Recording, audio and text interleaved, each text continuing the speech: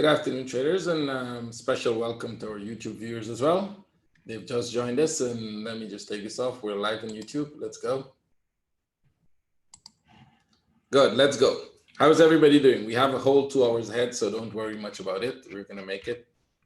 Let's get everybody in, and let's go. How are you guys doing? Anybody took this trade? Anybody had the entry order on this one? Okay, so the platinum is doing good. It was much better, but it's pulling back. I don't think it's actually changing direction, at least not as yet. It could be a correction for more upside, but right now I'm looking at it as a possible correction for downside. We'll see. And let's see if they're going to go down more.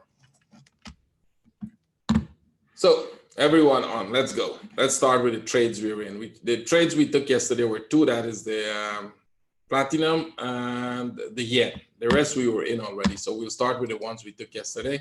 Platinum, that was an entry order. It got tagged. I'll just show you this. It's kind of make a correction here. I just want to show you the internals of it. We made a correction here and they drop, right? We made a correction here, they drop. And they pull back a little. So unless we see a correction here in the 15 minutes, we're not closing the trade. I'm not closing it. So I'm waiting to see if they're going to drop more. And they can drop more, right? So there's no need to worry about that trade. Just leave it alone. Yen. Now let's get some honesty. How many of you closed the yen trades already? Let's get some honesty. I'm pretty sure if you took it and closed it, I'm pretty sure a lot of you did that. You can just type a Y.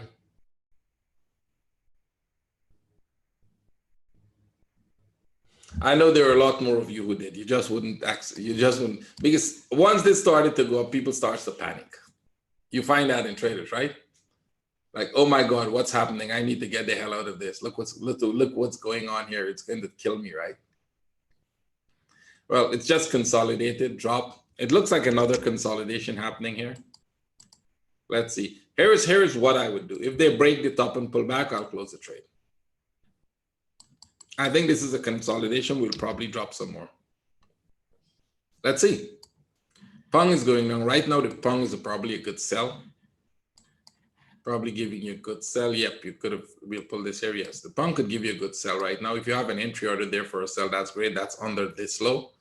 That's an entry order for a sell there if anybody has it. That's under that big one. If you want to use the entry order, if you don't want to use the entry order, you can wait we can wait a little and then take the trade. I'm expecting it to come back to this level for my traders. That was the London webinar we did, with the webinar I did this morning for my traders entry. Look for this. That's a possible trade. Remember I said they have to break this low. They didn't do that yesterday. They pull back. They're going to break the low today. Freak out? Continue. How many of you freaking out? So where is my good friend who is selling the Aussie, and he went and he opened in the guy decided, somebody decided to support him, or he himself went and opened and said, I'm buying Aussie. Go buy more Aussie. Hi, Mil, good. I hope it's not you. You have a friend there, and I'm thinking buying Aussie with you too, right? He was buying Aussie because he saw this going up. This is correction, guy. If you didn't see that, trouble. Now you have to watch. You want to buy Aussie? Today's your day. If you want to buy a Pong Oz, sorry, today's your day. Watch this here for a turn. Once we break that low, two things we're looking for.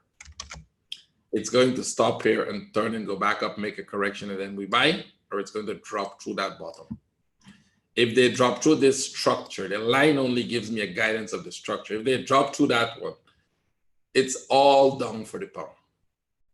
It's all down for the Pong. When they stopped here, even when they stopped in this area to go back up, wait for the impulse, wait for the correction, take the trade.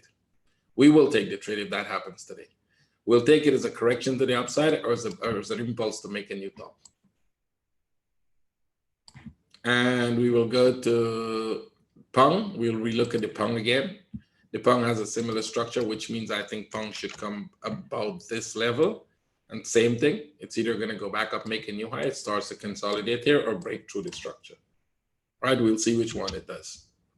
So no need to worry. I'm in the Pong Cat, and I want the Pong Cat to break the low. The Pong Cat should break this low. Right? I want it to break not this low. It was pulling back yesterday. I didn't freak out. I'm expecting them to break this low, and then they will have to talk to me. Right? Because as you can see, when they break that low, there is a very good chance. Well, the Pong Cat doesn't necessarily have to break this low. You could just break this low. If they turn from here, I'm looking for one more up to this level. If they break this low, they would either fall to the bottom or they're going to make a correction and then drop. This is going to be a sharp one. This might be more of a correction and drop. Let's see. We're about to tell us what they're going to do, right? So we might get some good trades on the pound today if that happens. And as you can see, I'm still in the pound CAD, and it's still upside down. So no big deal. That trade is a big trade to the downside.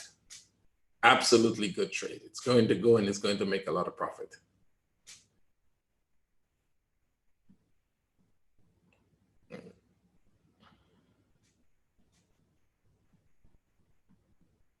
So let's go. Next one.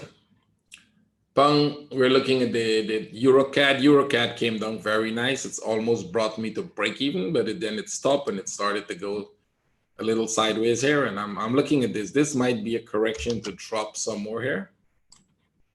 Or they start to go up. If this starts to look like a correction to go back up there, I'll close the trade because I entered somewhere here. So somewhere here. So I'll take that loss. It's only about 6,000 right now, I think. How much? 6,000. What's the EuroCAD? EuroCAD, yeah, 5,200. So I'm willing to take that loss if it doesn't go, because if they go back to the top there, I'm going to expect them to come all the way to this one. So not only would I take the loss here, I'll look for a buy setup to the top. Right? If they go through this, and it's possible, we will come to the conclusion that the correction was a contracting flat to the downside. We're looking at that contracting flat. We just can't confirm it as yet. Possible, but we're not confirming because we don't have enough reason to confirm it as yet. What else we were in? We had silver, US CAD, pound CAD. We looked at those. Pound Swiss, I took the pound Swiss trade. I wasn't in the pound Swiss. Yesterday, the pound Swiss fell. We were looking to sell it. So that's a new trade. It actually fell very nice yesterday. You remember this one? I think it was in here. They broke that and then they pulled back, and I sold it somewhere right in here. I sold it, I think, somewhere around in this area. And then they pull back again. So I'm on the 240. Let me go on the 60 so you can see that. So on the 60, oh yeah, yesterday this was the breakout we were selling, that one, right? So they pulled back and I sold it here. And then they went up. That's okay. They're coming back. I'm almost at break even, but I'm looking for this trade. The reason I'm selling it is for that trade. So could it stop here and go back up? Yes, possible. I probably will still keep the trade, right? Because I'm looking for this to come to this level and then tell me what it's going to do. I'm not expecting this to go back up there. So put it in the 1-hour and we'll see. Euro Oz, I wasn't in the Euro Oz trade. So I'm not sure how I can close it. I didn't have a Euro Oz trade. I said you can sell the Euro Oz, but I didn't sell it. There was a short-term sell in the Euro Oz. So I didn't, not the Euro Oz, not the pound Oz. So let's see if this trade break out now. If they break out, that's a trade we'll be looking for. If it is going to go back up, it's still going to go back up as a consolidation. Could probably stay with it for a while. This one is very close. I could actually take that off if I want. It's just about 1,800. That's close to break even for me. That's nothing. And then we'll see where it goes from there. Right? The account has grown from yesterday. As you can see, the sum total is 623, which means it has gone up from where we started. Yesterday, we started at 580. And yesterday, we closed at 605. The day yesterday was 605. So from then to now, it's going up, right? And then we can see this one. This one hasn't grown because I only closed one trade yesterday that is break even. I think I told you I closed that one trade for break even. So we'll see where that goes, right? What about pound? What about New Zealand dollar making a nice correction for upside? No, we'll wait to see if that correction is going to go up. We'll come to all of that just now, right? So everybody take a break and we'll come to that.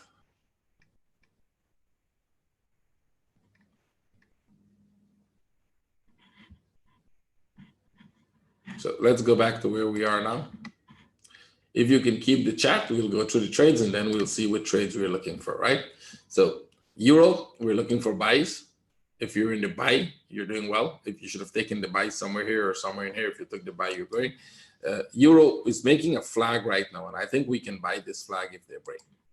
They actually broke the correction. This is more of a small flag, and the break of that flag, if you want, you can take the trade. I will consider, because I'm in the Euro New Zealand, I'm in the Euro CAD. So I'm in two trade, one for up, one for down. I'm not sure whether I'll take the euro dollar trade, because that will be three positions open in euro. I am Guyanese, Kazim. Are you Guyanese? It will take a Guyanese to recognize, or a Caribbean person to recognize a Guyanese. Okay, good. I'm Guyanese, by the way.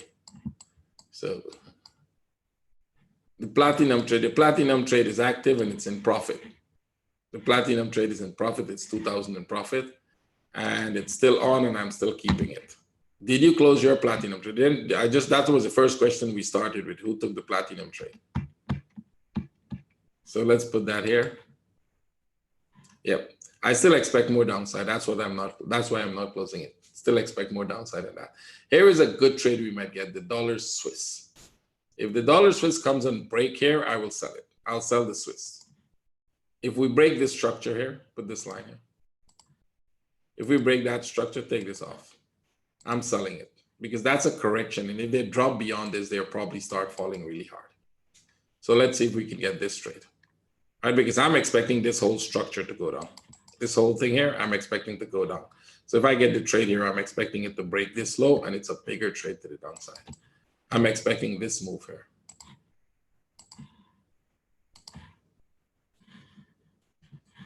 So if we get this, this is the trade I'm looking for. So this is a trade we will take if it breaks. They could also go tag the top first. So that is why you're waiting for that, right? Please in the next address the things about broker. Oh, you're the guy who asked on the Facebook about broker. We'll talk about that in the first. We go through trades, we look for trade setups, and then we'll talk about that, right? So we'll come to that, don't worry. We'll talk about everything you guys want to talk about. That's what we're here for. We'll have a lot of time to talk. Let's look at the trade setups first. So this is a trade. You can actually even put an entry order here if you want. I will not put the entry order. I'll wait for it to close and break, but that is a trade we can all take if you want. Maybe if we're going to talk a lot here, then I may as well put the entry order into that one. Let's do that. Let's put an entry order in that. So that is going to be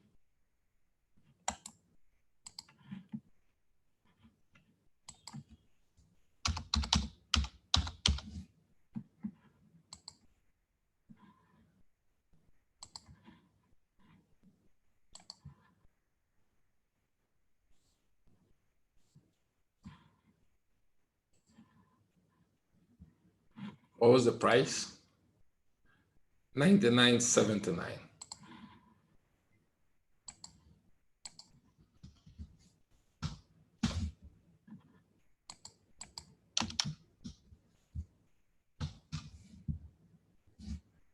That's a 3-pip slippage. That is if it moves really fast. They don't move that fast. Let's go. So I like this trade. I'll leave that just in case they fall really fast. Then I'm in it. If they don't, we'll take it the normal way we take trades. Right? Pound USD. Like I said, I am already in pound CAD. I'm in pound Swiss. I will not take the pound dollar. That is too much risk on the pound itself. So, but you can take the trade. I'm expecting it to come here only. Right? The pound CAD and the pound Swiss is more of a long-term trade for me. And we will see where those goes. The pound could come here. Remember, pound Swiss could still go down if pound goes up back, right?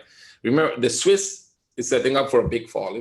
If the dollar Swiss starts a fall, so would the pound Swiss. If the pound goes up during that time, it all will depends on how fast it's going, or you know which one is going to win. I think it's the pound Swiss to the downside is a better trade than the pound dollar. So I'm taking the pound Swiss. But you know, if you want to trade this, that's up to you. I'm not making trade calls for you guys, right? You guys are here for a show. You're here to see how I trade. I'm not making trade call. This is your disclaimer. You're not supposed to take any trade I make. Any trade you take, you're taking on your own risk, blah, blah, blah, blah, blah. I think you're smart enough to do that, right? You're here for a show to watch how I trade. I'm showing you how I trade, my live account. So I think we are over that disclaimer stuff, right? So let's go. Let's trade. You are here to see a professional trader trade because you don't see this often. We asked the question yesterday, how many of you have ever seen any professional trader show you a $500,000 account live trading like this? And the answer was none. I can repeat the same question today. Has any one of you seen that in the internet? I mean, you've seen a lot of people, right? A lot of people are wave trader, they're super wave trader, they're professional trader, they're supported resistance trader, they're fundamental trader, they're price action trader, they're all kind of stuff. But none of them has showed you a $500,000 live, right? Has you? Anybody here has seen that? Just give me a yes if you have. Maybe I'm the only one who hasn't seen it. See? Right? Emily, you selling signals or what? You kind of like, show me the account. Let's show us. Put the link out. This is the only link you're allowed to put. Put the link to that $500,000 account, or I'll remove you from the group. Your account, show us your account. Put the link to your account, ML. Let's go. You either prove it or we throw you out now. You can't just promote yourself without proving it. Put the link to your account. No, don't send it in email. Just post it in the chat. If you don't, I'll remove you from the group. I'm telling you, because you're since yesterday you're spreading nonsense, and now post it. You will. I will keep you here as long as you post it. I'm even allowing you to advertise yourself. Post your account. You get free advertisement. Post your account. You can't. It's your client account. Show me the link to it. Show me the MyFX link to it.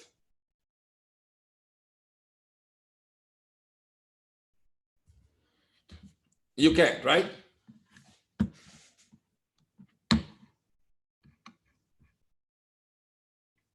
Ask them and come back.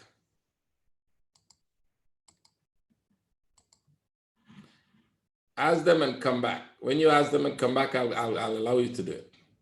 Okay? If you don't come in with your account tomorrow, you'll be removed from the group. You may want to come in as a next name, but we will remove you if you do that, right? So let's see how genuine you are. Show us your $500,000 live account. We all want to see it. You don't see that from many traders, right? So let's go. We've got one more account to see, guys. Let's go. So watch this. This trade, it consolidates here. We can get this trade here, right? So keep your eyes on this. So except for me and Emil, you wouldn't be seeing any more account. You haven't seen them in the internet, right? And that is if Emil is a man of his word and he's going to show us his account, because he might just be saying that like he was selling yesterday and then he closed it and then he buy and then he buy it and then he closes it and then he sell it and now he's buying it. And we haven't seen those trades, right? I've seen many traders like that who just talk a lot and they do a lot of stuff, but they can't prove anything, right? Watch this trade. It's not ready for a sellers yet. No, depends. Then I'm not giving you a sell. You have to have your own strategy. I'm telling you what I would do, right? How I trade. You're here to see how I trade. I'm not calling a trade. I don't want you to come tomorrow and tell me, hey, I bought the pound you said that I sold the pound you said should sell and look, it's going up against me. What should I do, right? You're here to watch how I trade. I'm not trading this as yet, right? Just to make sure, not only for you, for everybody. I'm not selling this as yet. I'm already in 2 pound sells. One is the pound Swiss and pound CAD. So I'm not taking more pound trades because they're all about to turn. I'm expecting this to come here and turn, either back up or correction. If they drop through the bottom of the structure, that's great. I already said that. Most likely, I think they're going to make one more up, or they will start to make bigger correction. So Pong Oz, we can look for a buy on the Pong Oz. Actually, I'm giving you a buy setup in a Pong Oz that might be today. Yesterday, I told you we need to break that low, and you can see the magic of wave analysis. Still have doubt it's working? Anybody still has doubt this works? Go tell the troll that I own. I actually own a troll right now. The guy lives for me. He's actually devoted his time and his life to me. So I own one troll. Tell him wave analysis works. And I'm showing my live account. He's in here. He's listening, right? I absolutely own him now. I could have said he's my little, and you know what I'm going to say, but I can't say that here publicly. But I own him now. Because whatever he says there is disproven here, right? So he become my little, I just own him. Every time he looks in the mirror, he knows what he's looking at. He's looking like my little bee. So he has to look in the mirror and say, wow, I'm Anil's little bee now, right? He owns me because he can prove in a live account that he's a good trader. So good luck to you. You're here and you're listening to me. So watch in the mirror, tell yourself that I own you. I literally own you. You're going to devote the rest of your time for me. Let's go make trades. Let's go make trades. I love it when these guys do those crazy stuff. Here's a good trade, guy. Watch this. This thing consolidated for quite the time, but this consolidation here looks like it can come lower before it goes. But if they do that, if they come and break these lows and then go, this is a good trade, right? This is an amazing trade. It might not happen in this session now, but it could happen today later on when we leave. We're here only for 2 hours, right? So that's 2 candles. I don't think they're going to break the low in 2 candles, but I really, really would love them to break this low here, because if they don't break these lows and go, there's a big risk they're not going to go far, right? I'm not going to go into the details as to why, but if they just come to this level, break out here and you buy without breaking the low, they can just turn like this and drop. But if they break the low and then go, that structure they create when they break the low is a big move to the upside, right? And we will come to that. Somebody wanted Ethereum. So let's look at the pound trades because they're more interesting. We'll come to all the trades, don't worry. Silver, let's go. So for the pound trades, we have finished pound Aus, pound New Zealand, pound CAD, pound yen. Let's look at the pound yen. Pound yen is going down right now. You can see that there's a possible, this finish and they start to consolidate. So there's a chance they're going to give you one more low here. A very good chance you get one more trade to the downside. But once they come to this low, you would have to be very careful because the bigger picture for pound yen is upside. So the question you'd have to ask yourself is, do I want this small trade? Right? It's not going to go very low. I don't expect them to go lower than these points. Structurally, they can probably stay in this correction. And they might not even go that low because they could just break this low like that and then turn and go back up. So I wouldn't sell the pound yen. Let me put it that way. I would not take a sell on the pound yen because it's a very big risk of taking a sell on the pound yen. Let's go next one. Pound Swiss. We did the pound Swiss, and well, all the pound trades they're at the point where they can turn and they have to tell us whether they're going to correct, whether they're going to make an impulse to the upside, or they're going to drop. So today we will probably be just watching them, see what they do. I'm in 2 of them, but I don't care. Like again, let me tell you, I'm not afraid of the market. If you understand wave analysis, you're not afraid of the market, right? So let's go. What is yen doing? It's giving us some money right now, right? Yen is now starting to move. Well, 1,000 is not enough. It's not moving as yet, but it will move, right? So I want somebody to keep an eye on XPT for me because this is the one, if it breaks out, I'll close the trade, right? If they break this top, I'll close the trade. Somebody just keep an eye. This was the entry order. I'll move it to this level.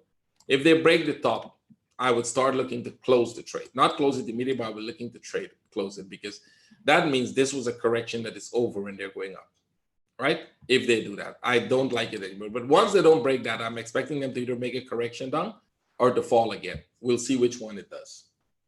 If they break that top, then we may as well just get rid of the trade because it's not going to go well, right? And it seems they're moving. The reason I'm looking at this is because I see silver moving. I'm in silver buy and silver is going up. Silver actually made a correction here. Remember, I had 2 silver trades on. I closed one for positive when they started to correct because I wasn't sure how deep this correction would go. But they actually stopped short. They make a contracting flat and now they're breaking. This is a contracting flat for those of you who don't know what contracting flat is. This is a good contracting flat here. And now it's going up, right? So it's breaking out of the bigger structure and that is amazing. It's amazing that it's breaking out. It's not amazing that I'm 1 trade less in it, right?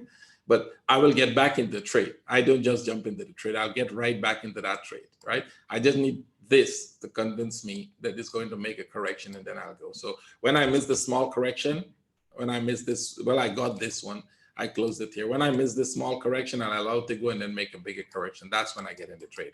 So I'll get it back right here. But you have to have patience for that, right? When can you buy silver? I have no idea when you can buy silver. I'm telling you what I'm doing with silver.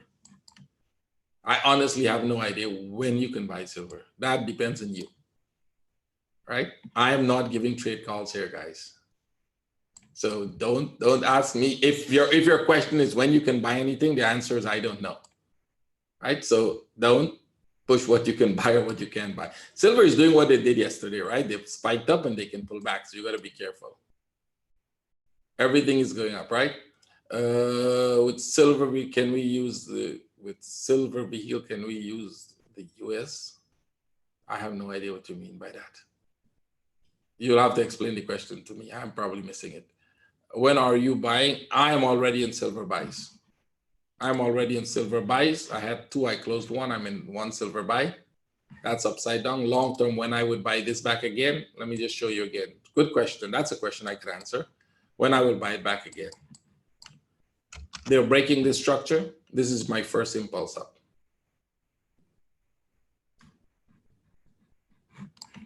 That would be my trade. You know, technical traders like to call a pattern head and shoulders. All a head and shoulder pattern is an impulse, a correction, and an impulse, a correction, and another impulse. So eventually when this goes up, it will have to pull back. Now, I can't enter it here because structurally that trade tells me that that was a contracting flat. So the only way I could have entered in a contracting flat by my strategy is if I have an entry order there. And I didn't have an entry order. So I can't enter that trade, right? Remember, your analysis and your strategy of trading has to go with, you know, they're pretty much going in third. But if you don't reach the strategy, if your strategy does not fit that trade, I don't take it. That's what I don't do, right? I'm not a jumping around and jumping into candles person. So long term, if I'm in a trade and that's long term, I leave it. That first silver trade was long term, so no need to interfere with that. That will be there for a long time.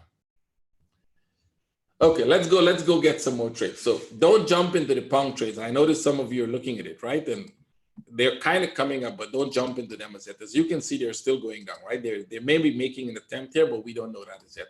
I have a very strong feeling they will start either consolidate or turn to the upside, right? Structurally, it's ready for that. Doesn't mean they can't go lower, but structurally, the pattern I'm looking at could be completed here. I told you that from the top here that they need to break the low, and they broke the low. That's the magic, right? Now let's wait to see what structure they give us, right? Wasn't contracting flat not the only one you don't predict? Yeah, we don't predict it. And that is why we have to wait until it's finished.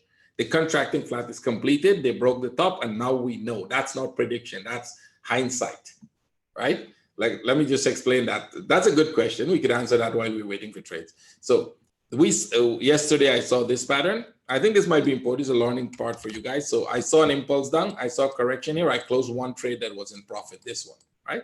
Not a profit, about $500, not much. That's break even for me, right? I closed that trade. Why? Because I think there was a possibility of this here breaking lower, and then I would have bought lower, but they didn't. Actually, they didn't break the low, and now they broke the top. So what you have in here is a contracting flat. If I was predicting a contracting flat, I wouldn't close that trade. So we don't make predictions on contracting flat because you can't do that. Now, could this be not a contracting flat, but a running flat? Possible. Right? Now you're going to ask me how the hell you're going to know that. Well, that is one we can make predictions on. If this gets a pullback for a running flat, bingo, I'm in the trade. I have a strategy how to trade that. I don't have a strategy to trade contracting flats. There's only one way you can trade it, is putting your entry order above the top. And if I don't have an entry order, I don't just click on the candle, right? Trading is a business. You don't jump around and do things. You must know in advance what you're going to do. You have to have these strategies planned in advance, tested, and see how they work. You just can't decide that, hey, the candle is moving, let's get in. That's not how trading works. That's how most traders trade, but that's not how it works, right? Did you learn this theory by yourself, or did you have a teacher? How long did it take you to master that? Hold that question, I'll come to it. Everybody, don't post more questions, just hold the questions. Let's leave some time for that. We have 2 hours, I'll do that. That's a good question, I'll come to it because it's very interesting as well. So watch the silver. If most of you are in silver trades, right? I know that most of my traders are in silver trades. So you just have to leave it alone. Don't worry much about it. I'd let it do what it's doing. Yen is going down. For those of you who were in the yen trade, anybody in the yen trade? Anybody sold yen yesterday? Good. So here's what you can do. This is what I would do if I'm in it. You can put your stop loss there. That would put you in profit. Now you cannot lose in that trade. It doesn't matter what happened, you cannot lose in that trade, right? If they go back, take you out, and they start to come back, we can sell it back again. But this time, if they go take you out, there's a good chance they're going to spike up really strong. So you can't lose in that trade anymore. The worst case, you get a small profit break even, depends on how much you are. So they've just broken that low, and now they have to tell us they're either going to go or they're going to start a move to the upside. I think we have some divergence here, so there's a high risk of them going back up. And that is why this stop here, we'll put a stop here, is what you need, just above that though. So if they start to go back up, worst case is, well, you can't lose anything.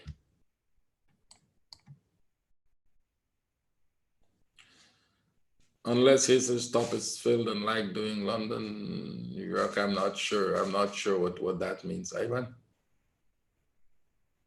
That is a stop to the trade. If you're already in the trade, that's a stop to the trade that is positive, which means, because this here, we're looking at this structure, and structurally it says that, you know, when they break that low, I don't want to see divergence, right? If there's divergence, then there's a risk it goes back up. Aussie USD upside, it's still upside. You see, I'm not closing my Aussie USD trade. I'm not even worried about it. It's still going up because we're still going up. My Aussie USD target is way up. I think I showed that yesterday. It's going good, right? So I took the trade. I got tagged in the trade here and I lived through all of this. And it's going. My target is above the top. Why should I mess with the trade? It's going good for me. I don't see any reason why I should mess with it. My target is way above here. Above this stop at least. That's when I'll start being careful. Let it go. Don't mess with the trade. Let the trade do what it's doing, all right? If you don't interfere with the trade will probably make money for you, right?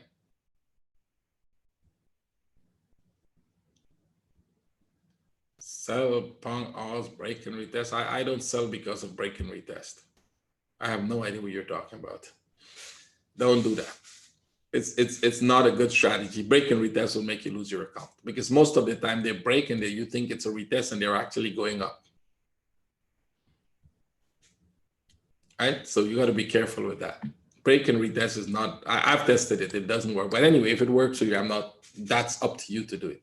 But I can tell you most times when they break a low or a high and you're thinking, or a flag even, and they come back to retest, they're likely reversing. That's very, very likely. Pong, Euro Pong, let's go to Euro Pong. Euro Pong up. I don't know if any of my traders took the trade, but they were supposed to take that if they were going to trade this pair, take it somewhere here already, and that means they're okay. If you take it, you want to put it to break even. It's not going very aggressive. You see, they're getting a lot of divergence. Take profit out and then wait to see what it's doing because they're getting divergence, and there's a chance if the Pong pairs turn, because the Pong pairs are already at the point where they can turn, right? If they turn, that means everything turns. And you see why you shouldn't buy the Pong as yet. Somebody asked. I said, not as yet, wait, because they're going back up. Now, I still want to see them come and tag this low, because until they tag that low, we're still in corrective structures, which means nothing for a buy or sell is there as yet. So wait until they tag the low and then we'll know. The sell setup, not ready. Right? If you got tagged in this, if you're in the sell, you may want to use a stop just above here. Because this could come back here like that and they could still drop. Structurally, they can do that. So let's go. Let's get some more trades. CAD is going down nicely. CAD is going down nicely. Let's go to the dollar CAD. CAD is going down nicely, but it might start to slow down. This is where we expect CAD to turn, right? Let it go to that level and then we will see. So I can expect them to go slowly here and we might even get a CAD buy after that, right? Structurally, once they break that low, they can turn. They broke this low. I'm not sure that we're going to get this structure. That's possible. We could get this, right? But I'm not sure about that structure because on the bigger time frame, that structure is not significant. It's not showing up, right? So we'll see. If they're going to turn here, you will have to wait for an impulse, wait for correction, and then we'll buy, right? So let's see. I don't think they're going to. I think it's going to go down more. And see, how many of you closed the yen trade again? Just remind me. How many of you closed the dollar yen because you didn't have the patience to wait? See, you have to have the patience to wait in the trade, guys. And that's Asim just said the right thing there. Afraid to lose the little profit you had, you panic and you close it. And the reason you panic is because you don't understand structure. By the way, yesterday I said something and one guy went and quoted me out of context in the on YouTube. So remember I said I was watching that video with a lady and talking about, this thing about your brain can't keep two thoughts at the same time. And I said, if those two thoughts, it doesn't mean you panic when you have two conflicting thoughts. I said, if you're a trader and you're trading with two conflicting thoughts, then you panic. But some, I don't know, very smart person who doesn't like to listen went and quote me out of context. Oh, the guy said that when you have to do that. That's not what I said. I said, if you're a trader, for traders to have a thought, oh, it's a buy, oh, it's a sell. Okay, you will start a panic because you have no idea what you're doing. Do you do labeling? Yes, but not here. We do labeling only in our group.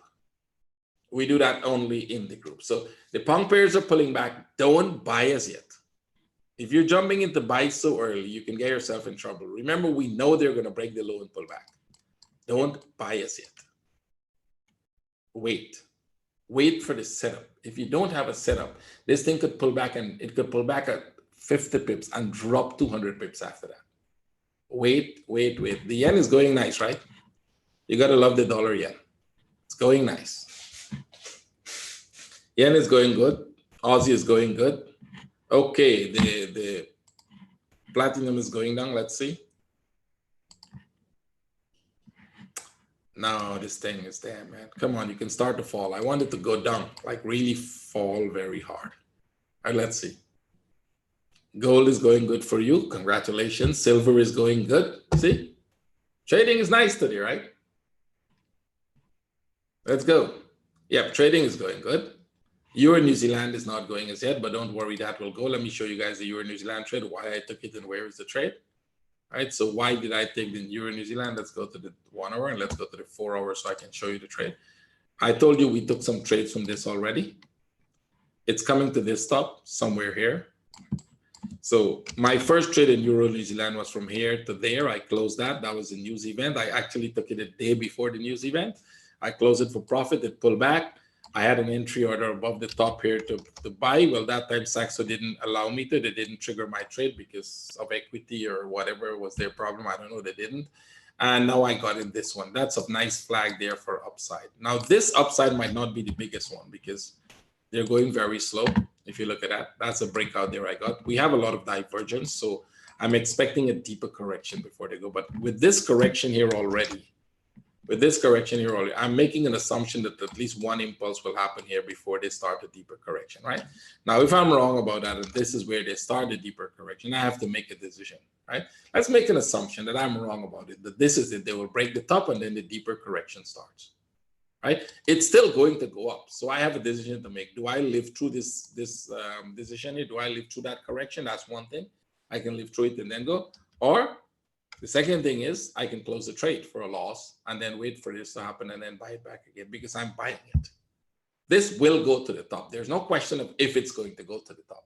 The question is how it's going to the top and when it's going there. By the way, if any one of you followed me, you shouldn't, but if you did and you put your entry, or if any one of you are selling dollar Swiss, you might get a trade very soon, right? Dollar Swiss might give us a trade very soon. It's coming. Let's see if I want to get aggressive, if there's an aggressive setting for a sell. No, not an aggressive setting. Leave the trade there. So we'll leave it. We don't have an aggressive sell from where it is. Structurally, if there was a sharp impulse, I'll probably do the aggressive sell, but it's not there. Shouldn't it make a C wave in Euro New Zealand? I'm not sure the two of us are looking at the same structure, or we're reading the charts the same way. So we're not discussing patterns here. I will not be discussing patterns with you guys because I don't think we're all seeing the same structure, right? You are here to watch how I trade and how I look at structure. I'm not here to teach you structure. I'm here to show you how I trade structure. Those are two different things. If you want to learn structure, there is a way to do that. Add me to Skype. All of you know my Skype address. Add me to Skype and you can take the course. Right? If you don't know my Skype address, it's on YouTube, it's on my Facebook page, it's all over. Somebody will send it to you if you want, but I think you know it. I don't want to put it here again. It's MANGL 457. You write it down and let's go. So watch this. Let's go. What else? Is your Aussie traded break even? No, I don't have any. I have no trades at break even or anything here. You see, this trade has a take profit and this one has a take profit. Those two take profits are only because when Saxo was telling me that I need to lower trades, close some trades because the margin was too much, I actually put the take profit in those. I think when you do that, when they see a take profit or a stop loss in it, it reduces the risk or something. I don't know. I have no idea why. I just put it because they said you can do it to reduce risk or something. Do you trade gaps or pay any attention to gaps? No, absolutely not. I don't. There's a lot of things out there that you might have heard of, all of you heard of, that I don't do because they're useless. I can tell you they're pretty much useless. They have no use. It's a waste of time. Most of those things. What is a gap? A gap is a price change. The price moves from one place to another place. There's a theory that the gap will be filled. Well, it might be filled because if you're doing waves, at any point you might get a gap. It could be filled. But what is wave? They go up, they come down, they go up, they come down. But if you're in a trending mode and you're making a trend to the upside and you have a gap that is going up, that gap will get filled 6 months from now. It will get filled 6 months from now, but not now, right? So, trading gaps is dangerous, especially if you know patterns and the gap is in a correction and you're buying for it to go back and fill, then great. So if you're in a corrective structure, you got an impulse and you're in a corrective structure going down, and then it gaps here, and then you know that it has to go back up because your impulse is there, and you buy here because it's going to go back to fill that gap. Great. I'm not trading gap. I'm trading the structure, right? But if you get a gap to the upside and the market open here and you're trying for it to go back to that level, it's not going. It's going to take off. It's not going back. That's it. Because the order that create that gap is so huge, it's not coming back. But the order that created sell is not that huge because you're still in the correction. If you were not, you'd probably be breaking the lows and taking off. See? So yen trade is going. Somebody said they're going to watch it very carefully. I hope you're looking. This is the magic of wave analysis. This is the power of how you trade with calm. How many of you slept last night well with the yen trade on? I did. And I'm still not worried about it, right? See? I'm pretty sure 80% of you who took that trade did not keep it. You couldn't keep it. You look at that big move up and you got scared. You're like, oh my God, this guy has no idea what he's doing. It's going up. I have to close this trade now. Some of you probably even took a little loss on it. Right? And that is because you don't know structure. You don't understand it. Vic, you slept well. I know you're with me for 5 years. You better be sleeping good. Right? So you see, right? That's the whole thing. If you understand how structure moves, you don't have to panic. You don't have to worry about a candle or two. You just leave the trade. It eventually does what you want it to do, as long as it's within the structure. Where if there's a structural change, and it's not like we don't get it wrong, but when I get it wrong, I need to see that structural change. Right? Once I see the structural change, that's when I make the change. How much is the course? Just add me to Skype. Let me just post the Skype for everybody because we may get a lot of questions. Everybody write that down. So I don't have to write it again. Just it's my name 453457. Just add me to Skype, Mangal457, and I'll send you all the details. Let's not disturb this. This we're trying to show people how to make money. Right? This works. You can make money. Right? So Emilio is going to show us his account tomorrow. Emilio, I'll make you the presenter for a while. I'll give you some show. I'll give you some advertisement for free. Right? So we have 3 trades going very well. And let's see how they go so far. Does correlation work? I don't look at correlation. It depends what you're looking at correlated with what. Like one guy in our group was I think he posted a humorous one about the correlation. I can't remember what was it exactly, but something with people getting married and something else happening in the world. And the two of them were just happening to go in the same direction, so they're correlated, right? They're not. Literally, correlation is in currencies does not exist. It's not a topic you should look at. It's not something you should look at, correlation in currencies. You're trying to tell me the 2 countries and their economy are correlated. Remember what the Swiss did to everybody? Anybody remember that? How the Swiss actually own a lot of people who thought that they're going to peg their currency? They made billions and billions out of that deal. That was a great deal. They just came up with a very great idea. Since there's so many fools in the world, why not just own them? Tell them you're going to peg it. They all believed it. And then you drop it on them. You release the peg and you have all the fools who thought it was going to peg go down. And that's what it is. Remember that the whole world in terms of currency is divided into two set of people. One who own resources and the other people who work for those who own the resources. So I think all of you may have heard this, right? That people who win lottery end up broke. Most of them, at the end of their life, they end up broke. For a very short period of time, they damage that. Most sports people who make millions, a lot of them end up broke. People who are singers and stars and all of that, by the end of their life, a lot of them end up broke. Right? And the reasons most of these people, the 99.9% of the world, end up broke, and the 0.1% of it keeps getting rich, is if you understand how money moves. These people control resources. Now, I'm not into this whole, what you call it, conspiracy theory. I'm telling you how currency actually works, how things move. Whenever you think Bitcoin accidentally happened, oh yeah, there is some accidentally one guy, what is his name? Something Nakamoto or something, I don't know what is his name. He came up with this brilliant idea and he put it out there. And hey, this one brilliant guy, genius, and he doesn't want to claim that he's genius. There is one genius in the world and the guy's refusing to tell us who he is. Yeah, you buy that idea. You go buy that idea that is exactly what it is. And it was actually created to help all of you become liberated from the world and from governments, right? Yeah, that's a great idea, right? One smart guy decided to liberate the world from governments. You just got owned. And that is why they make billions and billions out of you. A lot of people lost in that. You know why? Think. Use your brain. Start thinking. If it looks too good to be true, maybe it's too good to be true. Maybe it is too good to be true, right?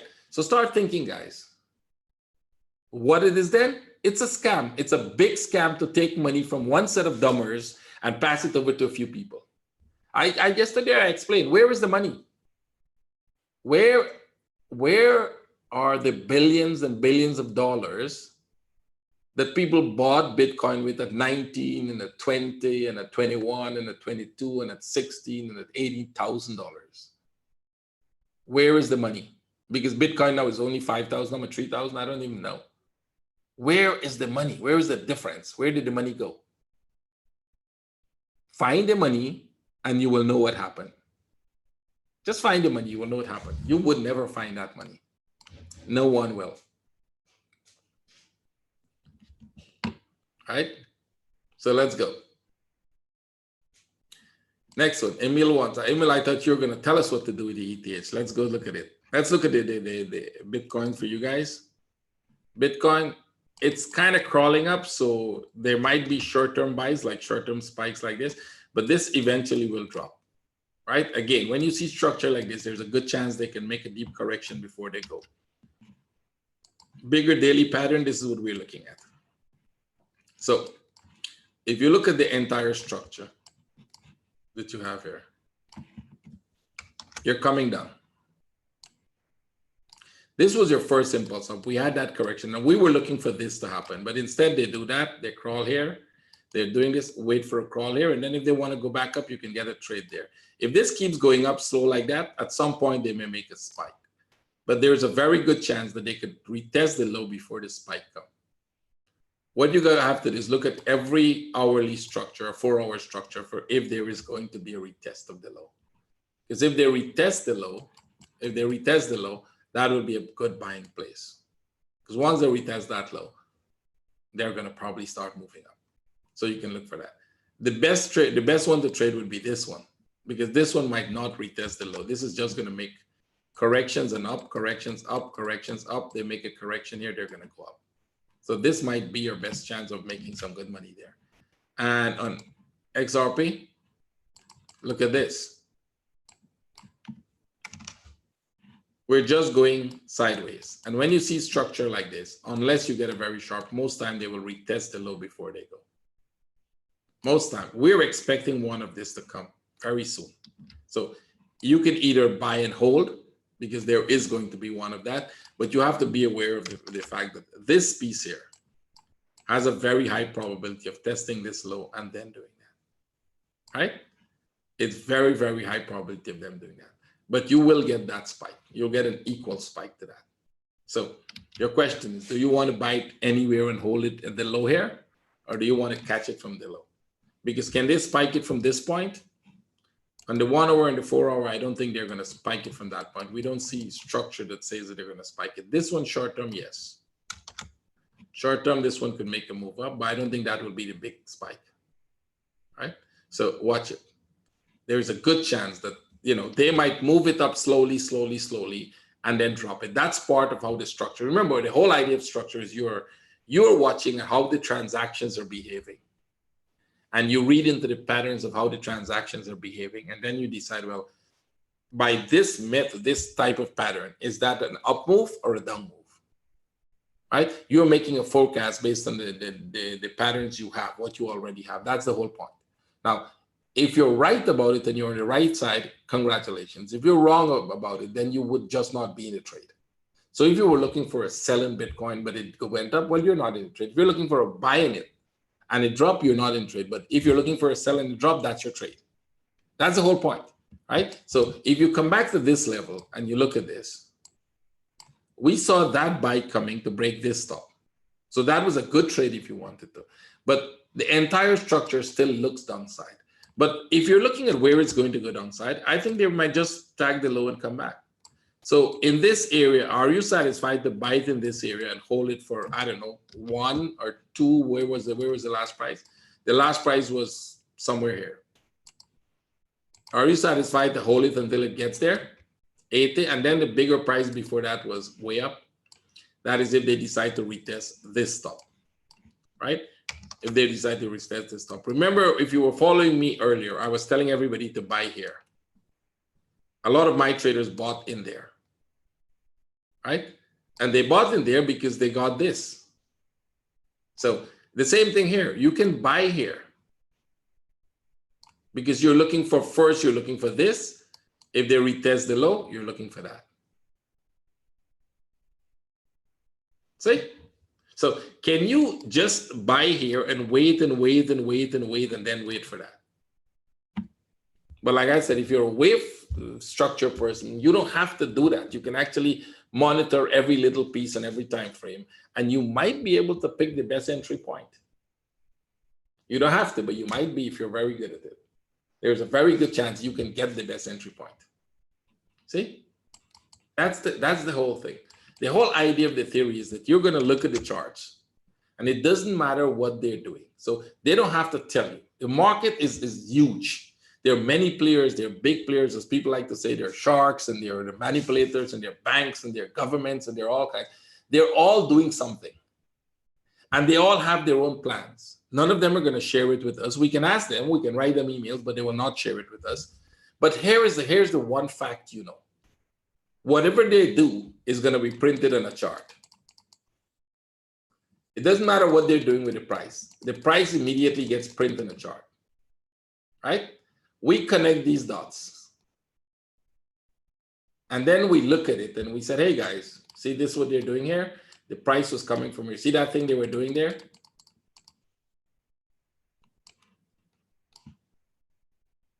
Well, why do we make that decision? Because we went, we study the charts, we study the patterns.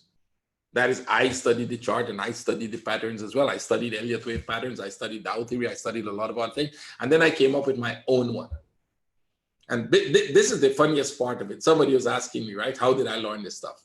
So here's the thing. I did everything I could. I paid $5,000 to learn support and resistance. I learned Elliott wave theory once, then throw it away, then learn it back, then throw it away, then came back to it. And in between those times, I was learning everything else, the Ichimoku cloud and everything you could learn. those animals and all of those. I mastered all of those, but none of them were working good. And then I came up with this thing accidentally, how to identify what is a single wave. That was pure accident. And then I started studying that. And then I went back to Elliott wave. And then I came back to patterns. And I said, you know what? There is something to this. But it's not like Elliott wave. The rules are different. The patterns are different. There are a few patterns just like Elliott wave. And we labeled it the same way. We don't label. We named it the same thing because I'm not into taking credit for other people's work. But then I went to TradingView and I called myself Elliott Waver like everybody else. And I was in TradingView and I said I'm an Elliott Waver. And there was a guy called, what is his name? Ranjani or something like that. Some crazy guy. He's a moderator. And he said, hey, you have to prove you're an Elliott Waver first. You have to send us a certificate.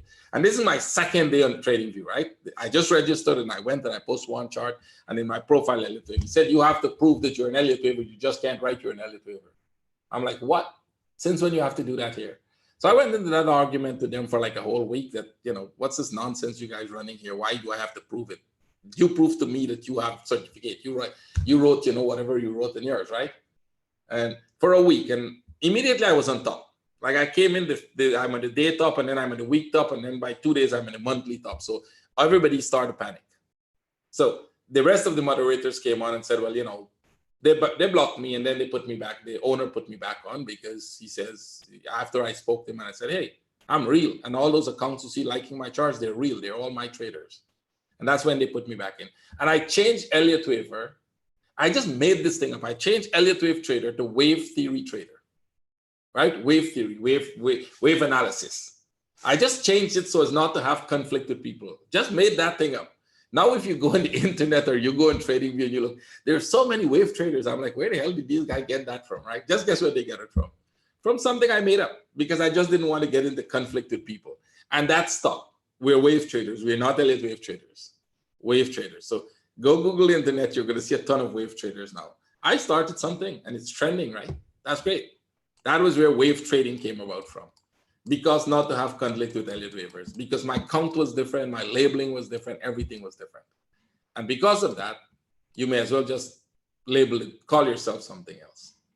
And it stuck. So I'm a wave theory trader. There are a lot of us out there now.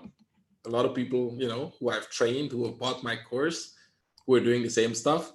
And as one guy asked me yesterday, he said, well, why should I take your course if I can see somebody selling a course similar to yours for half the price? I'm like, well, go take it.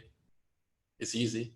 The question you're asking me is, why should I buy a hamburger why should I buy an Italian, a dish in an Italian restaurant if I can buy a hamburger for 10 times cheaper? Or why should I go to the best university if I can go to a university that is community university that is free? So what should I tell the person? Hey, go to the community university. You don't have to go to Harvard. Just skip it because it's expensive. Go to the community college. It's free. That's the question he's asking me. And I can't make a decision in that. You have to make the choice. What you want, who you want to help you do it, right? Who's going to guide you in your career, and then you make that decision. So don't write me again asking me things like that. I can't give you an answer. I don't know. It's your choice. You decide what you want and how you're going to take it, right? So let's go. Watch this first trade. Oil going, let's go get oil. Yen is still going good. Let's get oil trade.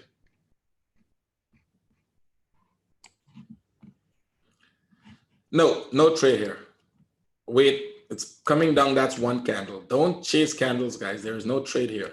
If there's any trade you're going to get here is a buy on the break, right? If you want to buy in the break like this, that is a trade. If you want to put an entry order for this trade, it's a trade, but it's a high risk trade.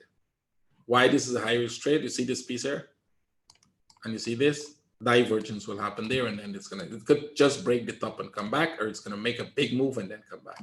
So it's a big guesswork at the top there, how far it's going to go before it comes back. See, this is what most traders try to do. They buy at the top. This is the top. You want to see that is a top? See that is a top? You know where you should have been buying? Here, here, here, here, here. That is a top. You don't want to buy there. Any buy there becomes a high risk. Let it go, let it go, let it go, let it go, and then you look for the sell. Make sense? See? No, it's not over as yet. The GA correction, I can see the chart, it's not over as yet. It's actually going down back a little. GA trade, the pound trades will not be today, guys. If we're going to get any trade on the pound trades that, on the pound pairs, it's going to be by the end of the week because they're correct. They're finishing a structure right now, but we can get other trades. We got the yen yesterday. We got the palladium. I think it was platinum, right? It was platinum or palladium. Which one? I think it's platinum. Yeah, we got the platinum. We got the pound. The yen is actually leading now, right? See how good it's doing? Yen is on top of Aussie and on top of the palladium. Platinum, I keep saying palladium. I have the two here, the XPT and the XPD. That is why I keep, let me go back, right? See, this one is going to go very well. I think there's more downside here. Let's go to the 1 hour and see. 15 minutes. I want to see what the internal structure is doing. Well, now you have to be careful. Now you may want to put this to positive because you see they're pulling back here. And if they pull back here and then go, they'll break the top. So if you're in this trade, you may want to put a stop just above here because if they break that top, they're going to go through the pattern, right? It could be, but like I said, all those impact that they're going to have will be on the charts. And you may watch it and they may tell you which direction they're likely going to go, right? It doesn't matter. I think don't focus on one event. Don't focus on one thing, right? If you focus on one thing or one event, you're going to eventually get yourself in trouble, right? So just be careful. Nothing is dropping, guys. Like I said, if this goes back up here, we may want to close the trade because I'll close it. See, it's already minus. Once they go back up there, once they break this top, you're going to have a deeper correction. And the correction is going to break out of the structure. So wait, don't close it for minus. We'll have enough time to close it. If we're going to get back a sell, if they don't break, they're going to drop below this. So it's either they break, I close the trade, or they drop now. Now they have to tell us, right? Just wait, patience. Patience sometimes pays off. And then break it, it's going to be a small loss if they break and we close, right? If they break and then if they break, remember if they break, they have to pull back. So when they break this structure, they're going to kind of pull back here as a correction. And that correction will give you your break-even trade. So you don't have to like immediately close it. You can wait for that. Check GA. Pound Oz, let's see. It's not going anywhere, guys. It's just there. It's right where it is. That's just one little candle moving. Don't freak out. It's not going anywhere. It's still way too early. Right? That's way, way, way too early. So you have to wait for this. Yen is making it. Yen is going good. That's it. And that's the whole idea, right? We were in the trade since yesterday, and we're getting the results today. That's it. You're not going to get your results immediately, but you will get it eventually. The pound might be a trade now. Remember, somebody is asking me if I would have sold the pound then. No, I will sell the pound now. If I was selling the pound, I'll sell it here. If I was selling the pound, I would take the trade here with a stop above here. I'm not selling the pound because I'm in the pound Oz and I'm in the pound Swiss, I'm in the pound CAD, right? But if I was selling it Euro Oz, no trade setup. It's going to be a sell, but it's not ready. Copper, let's see copper for you guys. Let's go with copper. Where is copper? I have copper somewhere at the bottom here. Nothing. Don't do anything with it as yet. Even if they break this stuff, don't do anything. You don't want to buy copper. Structurally, it's going to be a down move. If you buy it, there's a high risk, but you can look for sell setups. An entry order here is a good idea, but you might get a better entry point when it's ready. It's not ready as yet, right? But when it's ready, you get a better entry point. Swiss, not ready as yet. We have the entry order on the dollar Swiss, but it's not ready as yet. So let's go. We've put the entry order there. That is, it's coming down. It's going to go. The only reason I put the entry order is if it's really, if something happens and we're discussing something and they do that. That's the purpose of my entry order. I could take the trade on different conditions. If the different conditions comes on here, I'll take it. Right now, there's no trade. I think we looked at gold already. Let's look back at gold for you guys, gold and silver. Silver going up slowly, not much. See they pull back, so that it's gonna still go. I'm just waiting for the good entry. Oh, this one did not break out. I was watching this to expect this to probably do that and then go. Well, they did exactly what the gold silver did and make that one. So if you were going to buy this, you could only buy above here. I would probably wait for this to make another flag, a flag that you can buy, not this structure, right? Because I was expecting this to normally the normal 1, 2, 3 come beyond the point and then go something like that. That would have been a good trade because we were expecting it to go up. But again, if you get a contracting flat, we don't make forecasts in contracting flats. So 4 hour, that's not a running flat. That's definitely a contracting flat. You can wait for this to make a flag. It will make a correction here. They will make a correction somewhere here before they go, right? It's not going to just leave and break out like that. So you don't want to jump into it because if you don't have that correction, you're jumping into the top of a move that could fall. Could be a good trade, I think. New Zealand for the buy or the sell. It might be a good buy. You have to wait. Yeah, New Zealand could be a good buy. You have to wait some more. I'm looking at the New Zealand chart. I have it open. Yeah, Euro might be a good buy, but I'm already in the Euro New Zealand, and I'm in the Euro CAD for a sell, so I can't buy the Euro.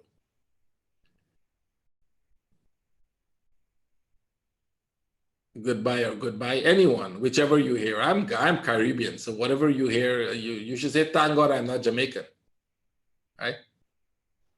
If you're having problem with my accent, you better thank God I'm not Jamaican, because then you would probably you wouldn't understand a single thing I say, right? So I'm Guyanese, not Jamaican, so you're lucky.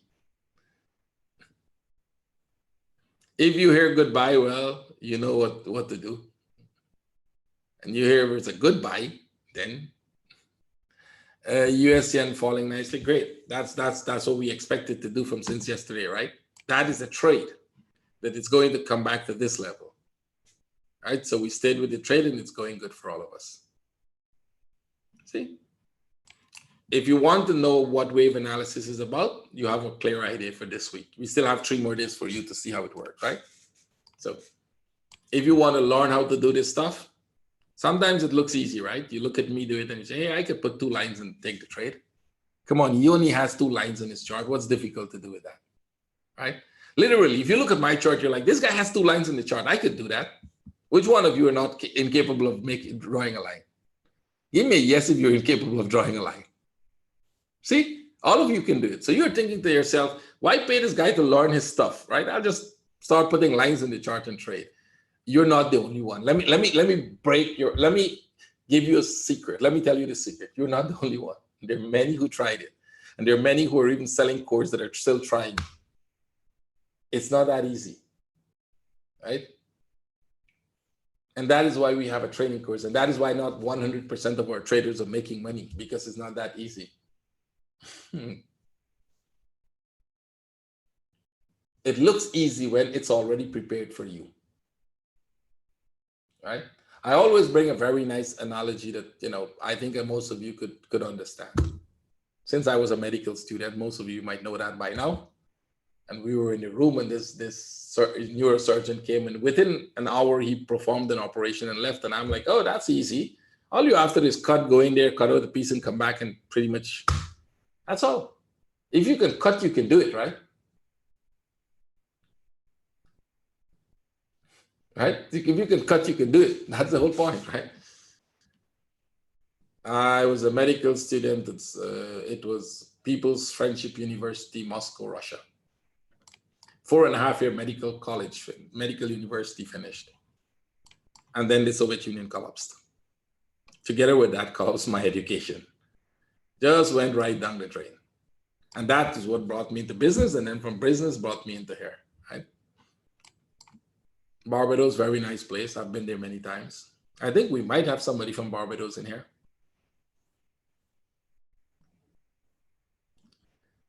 Wave analysis and fix, let's see.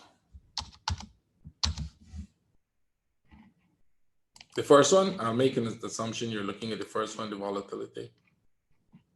You can try it. It's pretty good. I can immediately, I'm just taking a one look and I can tell you it's working perfect.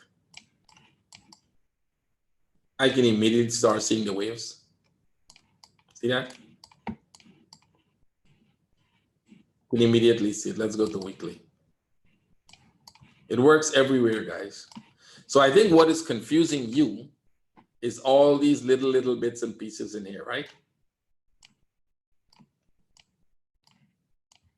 I think that's what's confusing you, right? So what you're getting there is what is called subwaves. They're subwaves of the bigger ones, but it's doing exactly the same thing, right? This is, you can read this, right? You can read it. It's not that it's impossible to read. You can literally look at it. You can see waves, right? If you're looking for waves, let me just draw them for you. I would look at this as a correction, an impulse, a correction, and you're getting another impulse down. You get another correction here, and you have another impulse down. See? What are all of these doing together? You're probably going to get something like this, and you might get another one down there. Once you finish something like this, you'll probably be ready to go back up. See? It works everywhere. Well, I should say almost everywhere because I haven't tested it everywhere. But most of what we tested, it works. It's your ability to read it. It's not that it doesn't work. It's your ability to read it. I think that's the problem. And that's what we teach you to do. Read it. We teach you to read it. So I was telling somebody to hold a question that they were asking me, and please post it later on. What was the question again? Somebody was asking me a question. I missed a lot of questions, guys. Now, if you post your questions, let's do Q&A while we're waiting. The trades are going. If anybody see a very nice setup, especially my traders, you see a nice setup you think we should trade, ping me so I can write in here. So I'll go look at them. Let's see. Did you learn the theory by yourself? Oh, I think I just answered that, how I learned the theory, right? I paid a guy $5,000 to teach me support and resistance, and then I just went and learned on myself and learned on myself and learned on myself. And then I actually set this name, wave theory, to this trending. So that answered. If that was a question, that answered already. Just looking and observing, no one. Just looking and observing, do not make one to do the same. I'm not sure what that is still. Reminder from his please try wave analysis, and then we did that. Let's see. Oh, the broker. Somebody was asking me about a broker. I did mention that you got to be careful. So here's the myth out there, right? Remember I was talking about there's nothing like stop hunting, right? That people said, okay, and there's a lot of gurus out there who say this, and I'm very amazed that these guys are even calling themselves gurus or trainer or whatever when they say things like they're stop hunting in the market, because it shows the degree of your ignorance. It really shows a degree of ignorance when you're saying that the market is hunting stops of retail traders, because most retail traders don't even trade. You literally don't make any trade. What you're doing is speculation. You're literally speculating in the price. So when you go and you click buy on your broker platform, that buy is registered there. Your broker does not send that to the bank. You don't go and buy one mini lot from the bank or one standard lot from the bank. That's not how it works. Most brokers tell you they have straight through trades, right? It goes directly to the liquidity provider. And most of them are lying to you. Maybe some have it. I will not disprove, but most of them don't have that. What they have is an accumulation of your trades. All trades that come in is accumulated. And what the brokers are supposed to do by law, what they're supposed to do if they're regulated, is they're supposed to see how much open risk they have. So you have this much buy, this much sell, you have open risk and sell. You have this much buy, you have this much sell, you have open risk and sell. If you have more buys, if you have so much buys and only this sell, you have open risk and buys. And they were supposed to forward that risk to the liquidity provider. Either hedged it, option, whatever they choose to do. But none of them do that. You know why they don't do that? Because statistics has proven to them that 90% of retail traders lose their money. So let's say you are running a business and 90% of your clients are going to pay you, but let's say, I don't know what you're doing. What is your business? Give me anything you are doing.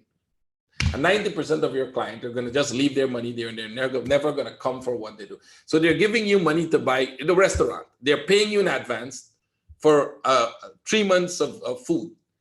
But you know that 90% of them will never come to eat. They bought it, they pay you to come to eat, but they will never come. You're not going to cook the food for all the amount of people who plan to come if you know 90% are not coming, right?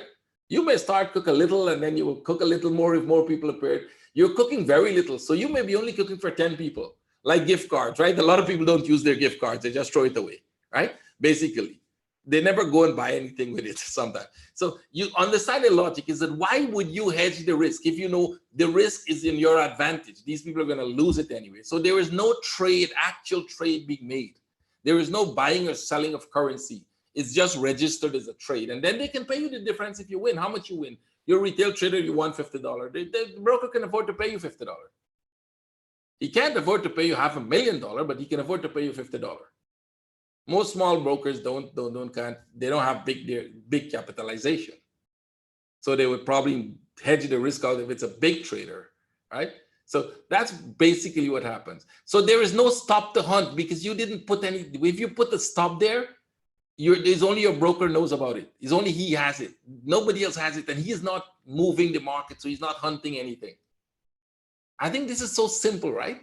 That there is nothing to hunt because there is no stop. You didn't, whatever you put is with the broker and it's stuck there with him. He is only praying, the broker is praying that the price come close to your stop. It doesn't even have to come to your stop. It needs to come close enough to your stop so that he can move the spread. This is what brokers can do. If the price is 5 pips away from your stop, he is not supposed to take you out because the spread is only 2 pips.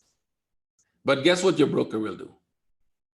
He will very calmly move it 3 pips. He will increase the spread by 3 more pips and take you out. He can do that. That's legal. That's actually legal. When you sign with him, you've signed for variable spread, which means the spread can change by law and change very much because you signed a contract for that. You never read that part and you don't even know it exists. But you signed a contract that the spread can change. So you can't take him to court to take your stop out because the price never went there. You can tell him that I will leave you and you can argue with him and you can report him and all of that. But by law, he has the right to widen the spread. You can use fixed spread if the broker gives you fixed spread. Most brokers will not give you fixed spread, right? And even if they give you fixed spread, do you know exactly when the price was 1 pip or 2 pip away from your target, from taking you out? You don't know that. They can always say, hey, the price actually went there, right? It went 2 pips. You were saying, hey, it was 5 pips away. He's saying, no, it was 2 pips away. Whatever you're looking at, you're wrong. Because you have to look at the platform he is using, right? On his platform, yeah, it was actually there. He actually moved it for you, right, with the spread. So you follow what I'm saying? It's a no-brainer. So there is no stop to hunt, and that means there's no stop hunting for retail traders. The market moves toward where there are orders, and those orders are not the trades the two of us are taking, the couple of us here are taking. Those are big trades made by big business, with real money, not with speculation. With real money, by real trade, by real businesses or governments or banks or all of that. That is what moves the market, not our trade. So anybody, anywhere you hear any guru, anytime you're opening a webinar and you hear him say, stop hunting, forget about him, run in the opposite direction. Why real money has stop loss then? Which real money you know has stop loss? Name me a company that is buying or selling currency with stop loss. Name me. Gazprom. Gazprom is one of the biggest currency trader in Russia. Because every year they sell gas and oil in euros and dollars. And then they bring it to Russia and then they convert it. They're the biggest currency trader in Russia. It's the biggest company in Russia. It's one of the biggest in the world. One of the 3 or 4 biggest in the world. So they have the largest amount of foreign currencies in Russia. Well, except the central bank. And they convert those currencies almost on a daily basis. I never hear them telling anybody about stop loss. They just call the bank and said, can you convert 10 billion for us or 10 million for us? There's conversion of currency. There is no stop loss. I don't know where you get that crazy idea from. Hedge fund trade with stop loss. Name me a hedge fund you know trade. Have you ever seen a hedge fund platform, how it works? The question is, have you ever seen a hedge fund platform how it works? Ask Warren Buffett if he uses stop losses when he trades. Ask what is the most famous guy again? What's his name? It's always slipped me. Right? Soros. Ask Soros if he uses stop loss when he trades. That's a crazy idea to sell to retail traders so that they can buy into something for $500, for $200. They can buy crap.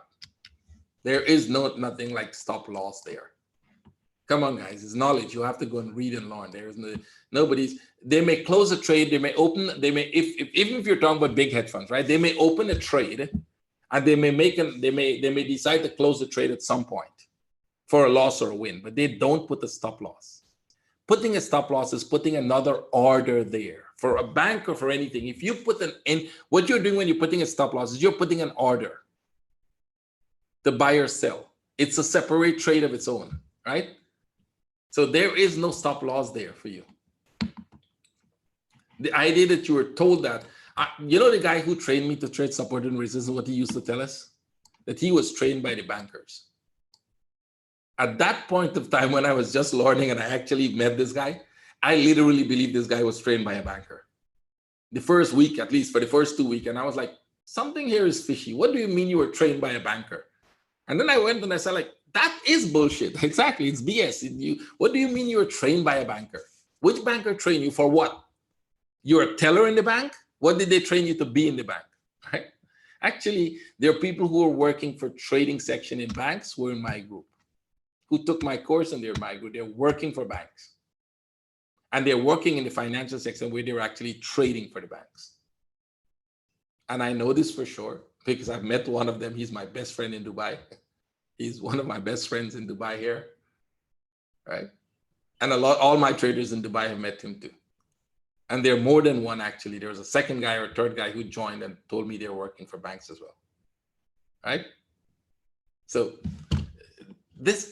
I bought into that idea. The same thing, right? That when you don't know anything, it's easy to fool you. The reason why most of these people who sell signals and all this crap, they like new traders. They like people who don't have any knowledge. I'm telling you, if you're new, don't buy anything. Just don't buy anything in the market. Stay away from buying anything, even a course or whatever it is you want to buy. Don't buy it. Euro USD, look what it's doing. It's going, right? But you can see there's a nice pattern forming here for more upside. I just noticed it's at one place, so I decided I'm going to check it. See, that's going up there. So you can get a buy setup. It's a running flat.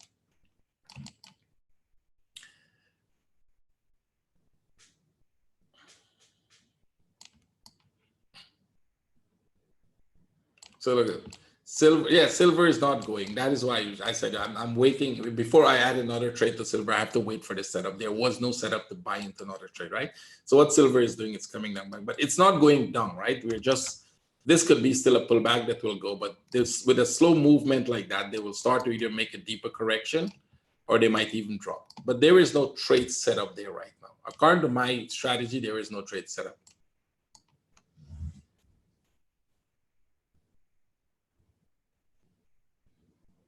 Yes, it is possible if you have your own, if you have access to liquidity provider, which means you have your own brokerage. Or if some big broker is going to give you that access, it's possible. But if you have a $10,000 account, they will not allow you. Just be realistic. No broker is going to deal with you with a $10,000 to go give you direct access to liquidity. Which liquidity provider wants your 2 pips trade? I mean, seriously.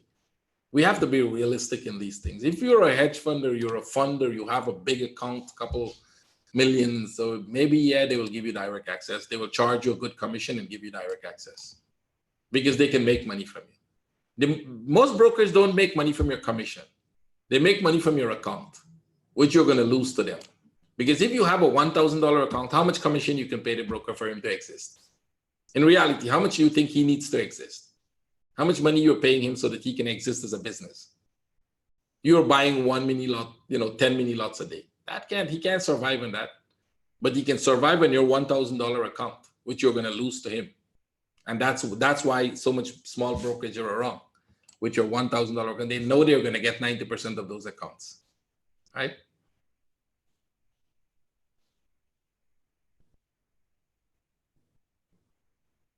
No, you don't even buy my course. I don't allow people to buy my course who has less than a year experience. I tell them plain, a lot of you may know that I refuse you. I don't take people who has less than a year's experience. I send them back to go learn. I said, go take all the free stuff you can have, learn it, make a decision, practice on demo, do all that stuff, figure out what trading is about, and then I'm not kidding you. I have no time to waste doing all that stuff. You don't get to take my course, and you don't get to take my course if you don't have a good capital. There is one guy, he might be even here, you don't have to identify yourself, who's like beating me down that, hey, please, I have small capital, but I'm like, no, you should not, because you're going to lose your money anyway. So why pay me to train you so that you go and you lose your money? Because you don't have capital to trade. This is a business, guy. This is not fun. If you want to make it fun, then go to the casino. This is business. You have to have capital and you have to have, experience. You have to learn something about business. If you're going to run a restaurant business, you may as well take a course on how to do restaurant business. You may have to learn something first. You may want to go to a restaurant before you take any course in restaurant business, right? See what it's like and see if you really want to do that. How much money do you need? I can't say how much you need, but I can tell you it shouldn't be less than 5,000 to 10,000. I would go 10,000 even, because you're not going to make money. People with less than 5,000, they eventually lose their account. I know that. Even some people in my group, they know what I tell them not to do, and they still do it. They break the rules because they want to make money. They want to make, not pips, you want to make solid money in your hand. If you're in my group and you see everybody posting, and they're posting the group, you can know that, right? Hey, I made $1,000 today. I made $3,000 yesterday. You might not see the size of their account, but you can see that they're posting snapshots of trades that they're winning in the thousands, and you have a $2,000 account. You get confused and you want to be like them. You want to make that money, but you only made $20 or you made $10. So what do? You increase your risk to get like them, and then you lose your account. Because maybe they're trading a $100,000 account or a $50,000 account. Right? Knowledge Eddie, who is that?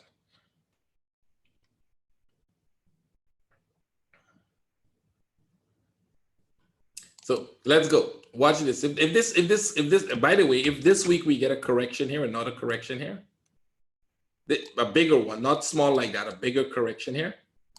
If they come down here by today, tomorrow, Friday, we can get that trade.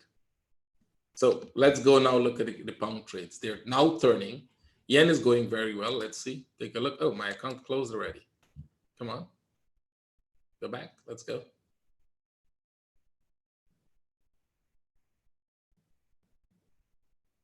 Okay. Yen is doing well. Aussie is doing well. The Euro New Zealand is not going. He said that will go. I'm not worried about that. And the platinum, they broke the top. So let's go look at that. If we need to exit it, or I'll keep it for a break even. Let's see. 15 minutes. I just want to see the internal structure. Okay, they broke the top now. So now you need to do this. If you didn't exit the trade, which you probably should have done, if you didn't, wait for this to pull back. It doesn't matter where it goes. Wait for it to pull back, exit for break even. If they don't do that, the next thing they will probably do is just drop. This has two options right now, drop or make a correction. Either will give you break even, right? So the trade could be, this could have been a correction. I saw this here. That's why I was a little worried about it when it was going back to see whether it breaks the top. But let it break this top. Sorry, this moved. It is this top. Let them break that top first. Why? That is the last impulse down. This was your last impulse down. So if they break out of that impulse, they will have to correct. And that will give you break even. Remember, we entered the trade somewhere here. So you'll get a break even out of the trade. There's no need to worry about it. If they drop, you get profit, right? But I don't think they're going to drop. Swiss is about to give us the trade today. So our today's trade will be Swiss. I'll close that for break even. This is about to give us the trade. The end shorter is right here. If they drop to this, we won that trade, right? I won the trade, not you. I'm not giving you trade calls. You're here to see what I do, right? Well, I like to say we because of my group, because I have a group of traders, right, that I hate to work with. So ignore me, ignore the we when I said that, right? That's because I'm always used to being in my group and the group of traders, and okay, we want this, right? So the we means I'm talking about me and my group. It's not for you to take the trade. You have to make your own trades, right? Let me get this clear. So nobody's going to blame me, say, hey, I took that platinum with him and look, it's not going. I'm upside down with it now. I don't know what to do. As one guy called me once, wrote me once, he said, I took the trade you call in the weekly webinar and it's not going good. What should I do with it? I'm like, dude, I don't remember telling you to take any trade during the weekly webinar. Please remind me When did I meet you and told you to take the trade? I can't remember doing that. I was just giving my views, right? The guy literally was insisting he took my trade and I should deal with it now. He's not going to deal. Let me tell him what to do with it.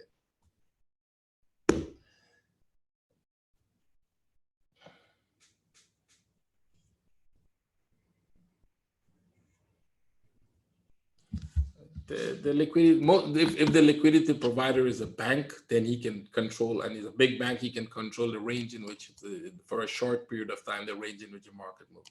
If the liquidity provider is one of those small companies, they don't do that. They just take all the trades you put in. They literally just take all, if they're taking the trades, if the trades are going to them, they will just take all the trades and hope for the best.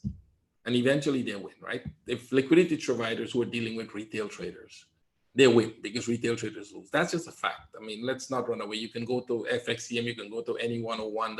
They normally post that out, how much percentage of their traders are losing or winning. So you can see this fact. And I think all of you know that, right? It's about 90%. We all learn that stuff. And we have seen them posting it, right? About 90% of traders are losing their account. Now, there's about 9 million retail traders out there. I think that's the last stat we found. And 90% of them are losing. That's a lot of million of traders are losing their money, right? 96 in 2018. And in 2018, my group, I would say about 60% of us make money, and the rest of them did not lose their account. They probably lost some money, but they didn't lose their account, right? They were in drawdown, they didn't make money, but they didn't lose their account. So make your choice. You want to be with the 90%? Or you want to be with the group where you have a 60% chance, and if you're very good and you're very dedicated, you have a 100% chance of being successful. If you're very good at understanding, you're very good at implementing, and you're very good at, you're dedicated to it. If you're very dedicated, you have a good chance. We will get this trade very soon. I like this trade because I'm in the pound Swiss as well, right? As you can see, I'm in the pound Swiss. Oh, pound Swiss is there, right? That's only 700 now, right? So the pound Swiss trade is going, and that's great because the pound Swiss is helping me, right? You see, this is coming back to break even to the platinum is coming back to break even. The pound Swiss is going to go, and if we get the dollar Swiss trade, it's going to pull the dollar Swiss drop. It's going to pull the pound Swiss down nicely for us, right? Aussie, New Zealand, 1 hour possible running flat. Let's go look at that. Aussie, New Zealand. A 1 hour running flat. Let me see what you're talking about. Aussie, New Zealand, like the Euro, New Zealand will correct. So you probably will allow this to come back here. I will allow it to come. This was the trade, and you may want to even take profit because of the divergence, right? Allow it to come back, and probably a deeper one, but I don't think you'll get a deeper one now here. You might get this, and then tomorrow we can buy that. So if we get a correction here tomorrow, we can buy, right? Pound Oz is making its first move to the upside. The first candle is going up. Wait for it. Remember, the previous candle did not close solid. It actually went up. Wait for the impulse. Wait for the correction. Then take the trade. We'll not get those trades today. We'll most likely, if we get them, it's going to be tomorrow or so, right? So don't force those trades right now. US CAD one. Yes, US CAD will make one more up. The question is from where? Let's look at the US CAD. Well, guys, don't chase these little movements. They can disappear very fast. You have to wait for this to go up, right? This thing made an attempt to go up. Look at this. You see that down move there? If you were chasing that down move, look what happened, right? And that down move is bigger than the up move that we're making right now. See this down move here? It's bigger than this up move right now. So we'll let this go where it's going. Let it pull back and give us. You will get the trade right here if you have patience to wait for it, and then you get that trade. Not only if you have the patience, you have to know where and when to get it and how to get it, right? Most people think if this start moving, it's going to go. It really doesn't go, right? It doesn't go when it just starts moving, it immediately it's going to run away. Let's look at one that started to move. See, this started to move. What happened? You see this one here started to move. What happened? So if you're looking back here and you see this thing took off and you're like, oh my God, I'm late. I'm not going to get this thing. I want it. I'm going in right here. And then it does that. And oh my God, it's going to fall. I'm closing it here. Right? Most traders do that, by the way. And then they watch it do this. And then they get very, very confused and very panicked. And then they start, like this thing, somebody is hunting my stops. Then they go with the theory that, oh, somebody's hunting my stops, right? They start looking around in the room to see if there's some camera there looking at them. Right? Well, that's because you don't understand how the market moves. And you're making an assumption that this is what the market should do. You're chasing the candles up and down, right? I mean, it has happened to most of you, so it's not like, it's not a secret in here. How much people we have on YouTube, by the way? I'm surprised they're not coming in the room where they can ask questions. Let's go, guys. So you're looking at light trend. Could you please look at the rubles? Let's do that. We have somebody for rubles here. Let's go look at rubles. And then we will go through some more charts, and then we'll take another Q&A, and we'll call it a day. Let's go. Where is the ruble? I have ruble here. Let me see. I was pretty sure I had ruble on. So it has to be here. Rubles, got it.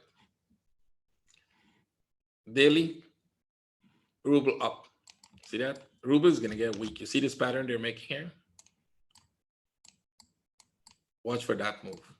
Now, this could drop a little lower, but it doesn't matter. If this drop lower, it's still coming back here. Watch for this move, and then watch for the possibility that they're breaking out. See that? You're getting a flat correction here.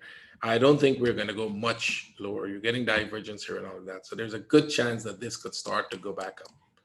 Watch the break of this. If they break that, you definitely want to buy this one here. That is dollar ruble, which means you want to get rid of your rubles and you want dollars, right? There's a good chance. I don't see them testing the low again, but it's possible. Let's go. What else is moving? See? So why did I buy the pound Swiss? Why did I sell the pound Swiss yesterday? Let's look at all the Swiss trades. Let me show you why. Let's look at all the pound trades. So remember I told you pound Oz is going to break the bottom. Let's go back to what we're looking at. Pound Oz is going to break this low and then turn, right? That is what we said. Watch it. It's breaking the low, and it's not turning as yet, but that's what we expect. And it could turn very soon, but this is not a turn. Pound New Zealand, it's in a correction that should go up. Right, this is a corrective structure to go up. Pound CAD, I'm in the sell already, and I'm looking at the possibility of this coming back to this level and then drop. Right, so I will decide. This is a long-term trade, but I'll still decide what to do with it. Maybe I'll even take a buy. Pound Yen going down, but once they come to this level, there's a good chance you'll have to be careful. So that's a sell setup, and then Pound Swiss. See why I sold the pound Swiss? You see the difference in the structure?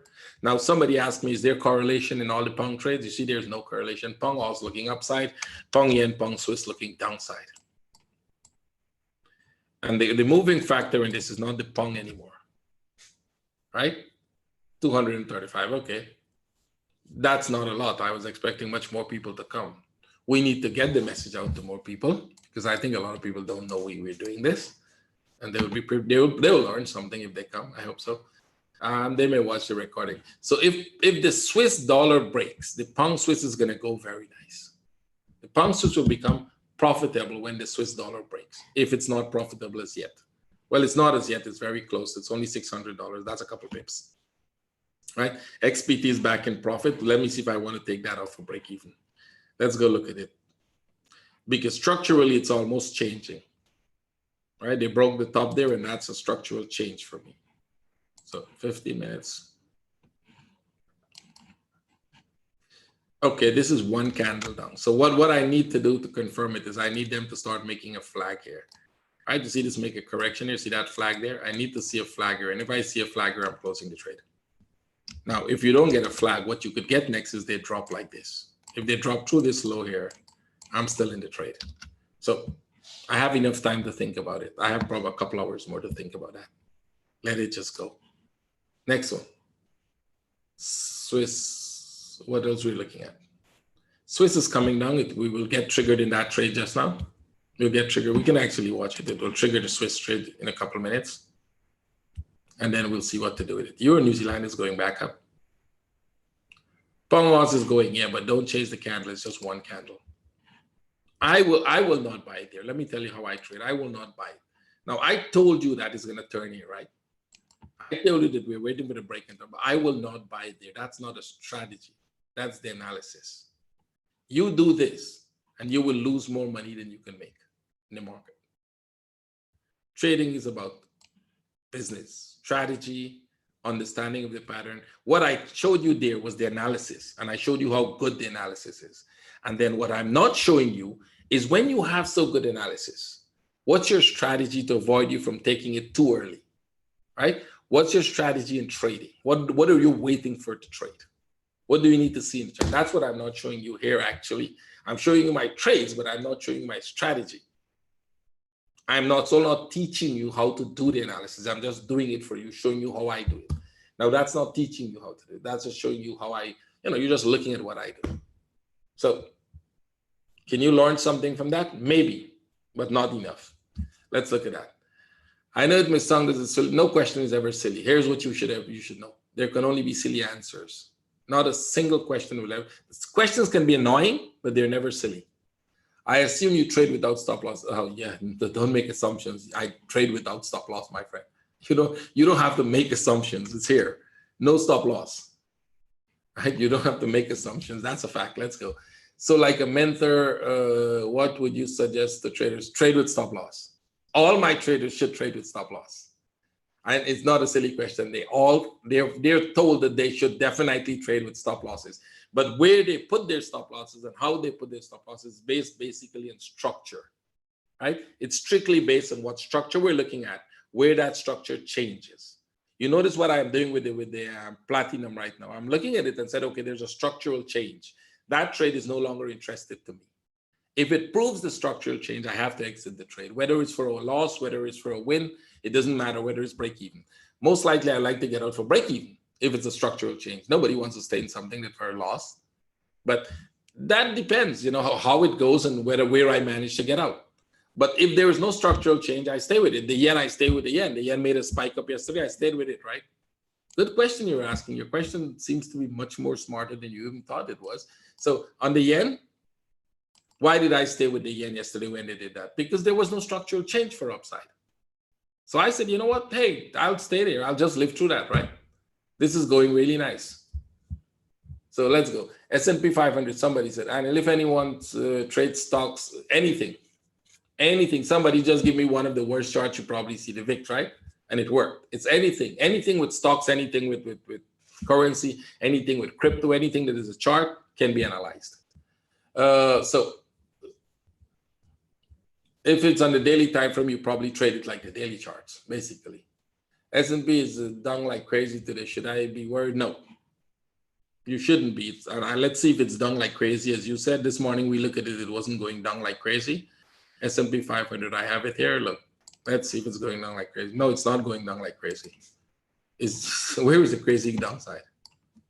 You want to show me the crazy downside in that? Look at all the downs you have there and show me where you see a crazy downside. See, you see how you're looking at the charts wrong. This might have been crazy down. That might have been crazy down. This is not crazy down. This is just coming down here to go back up, right? They're probably going to go back much more up, right? S&P 500. See? Nifty, we're looking also. The S&P 500 is going to break that up very likely. There's a 90% chance we're going to break that up. So let's go to Nifty. It's starting to correct. You might get one more up. So you can either put an entry order under the low there, or there's a good chance they can do one more then come. One more is very likely, guys. That's a flag for upside. So one more up possible. Euro yen, let's see. Euro Swiss, Euro yen, Swiss yen, Euro Swiss. Let's look at Euro Swiss. Euro Swiss is a buy setup right now. It's a short. It's not a short term. It might be a long term one. I'm in the trade, so I'll decide what to do with it. I saw that. We saw that this morning, but I'm not too worried about it right now. So, no, I'm not in Euros. I'm the Eurocat. Sorry. Euro Swiss is upside. Wait for corrections. Buy. It's making corrections right now. This is just the start of it. Let them make a corrections and then you can buy. It's upside. So that might be till the end of this week if we get it. Next one. What was the next chart somebody asked for? Oil. We did a lot of the oil. We'll come back to that just now. Let's see, Euro yen. Somebody asked for Euro yen. We'll come back to the oil just now. We did it like 3 times already. Euro yen.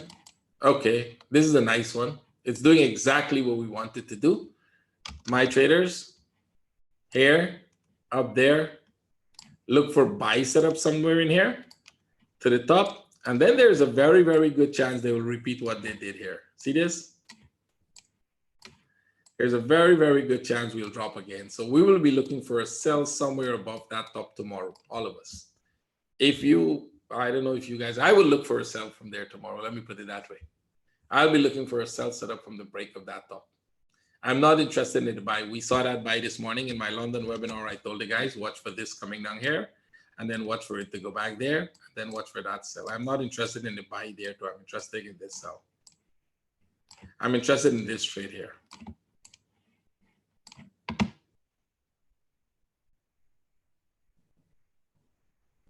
How do I align the Fibonacci extension to? We don't align it. I just use it for 2.7. No, I don't use fibs a lot. There's nothing magical about it. I know it's sold as a strategy with magics in it, but there isn't. Does this act so I can use margin leverage too? Yes, it does. But they vary the margin and the leverage depending, right? So you can see I'm using 59% margin usage. Leverage is given per each pair, each currency or commodity or whatever, each instrument. That's a curve. Each instrument has its own leverage. So if you buy gold or silver, the leverage is very small on it, right? If you buy, I don't know, yen, they may give you bigger leverage. If you buy, like each instrument, they will leverage you. That's the type. That's how. It's not like I have 100% leverage, like 100%, 2 or 4. Saxo does not give me that option. They give you leverage according to what they think, like how risky that command, how risky your trade is, and all of that. Remember, I told you I had 3 trades that they went very well, but they triggered, but Saxo never triggered it. They actually said, sorry, they declined the triggering because your leverage is already used up. And I was only using 45% of my margin. But the account then was in retail. We never tried to change it because it was, and after that happened, we called them and said, okay, can you change the account to professional account? I didn't think there was a difference, so I didn't tell the guy to change it immediately. And then when that starts up, and I realized, oh, I see where the problem is with retail account and professional account. The only difference is that how much risk they allow you. They control risk for retail traders, which means you can't risk too much. They will not give you leverage to risk too much. Swiss yen, which is a good thing, by the way. I think that what they did there was a good thing. I pissed off when they didn't give me, right, the 2 good trades that I was getting. But it's a good thing for retail traders who can't trade well or who don't understand market as well. They're saving you. This one, stay away from this for a while. We're staying away from it. I'm staying away from it. See this? It's kind of going sideways. So structurally, this could have been a contracting flat, but it's not. This is not breaking the lows, and this one will never not. This one will probably not. We broke the top there, I think, slightly, so they might break this low slightly, and then we'll see if they go up. They might be in a bigger consolidation, not a reversal as yet. It's not any sign of a reversal. So it's like an incomplete pattern. Just wait for the pattern to complete itself. CAD is going up nicely. Let's see if we're going to get it. If we're going to be looking at CAD for a buy, don't jump into the trades. Not as yet. No. They're moving up sharp, but like I said, don't chase that move. If you chase the move, you'll get yourself in trouble. So the pound CAD and the euro CAD is going against me slightly, and that's okay. They're still not going like they were against me, right? So that is going slightly. This is drawdown. But 3 trades are going good. Yen, Aussie. Aussie is pulling back. Let's see what Aussie is doing. Come on, let's go look at Aussie.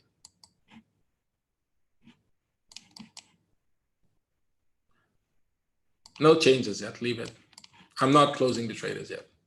There is no structural change. This is just more of a correction. See that? At least for now, that looks like a correction. If this is the top of the impulse, if that is the top, if this thing is finished here, I'll wait for a pullback and close the trade.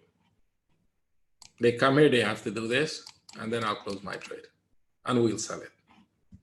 Just the candle coming down does not mean anything. It doesn't matter how far that candle goes, right? Just this candle coming down does not mean anything. They went back up. Can they do this again and go back up? Yeah, they can. Is it going to go that far? I don't know. I don't care. See, trading is you have to look at the structure. It's not about chasing the candles that are going. You chase every candle and you'll get yourself in big trouble. I look at the 15-minute charts and S&P look like it is dropping. Yeah, that happens a lot, especially if the lower you go, the more you get scared, right? The more they scare the hell out of you, right? You go in the 5-minute chart, and then some traders like to do this.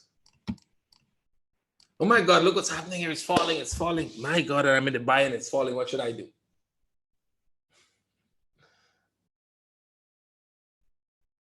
How can I stay calm? Because I understand market structure. That's a good question. Let me really question that, because not everybody said, can you post your question to a panelist and attendees so people can see your question, Asim? Because only I see it, but it's a good question. How he's asking me how I can stay calm.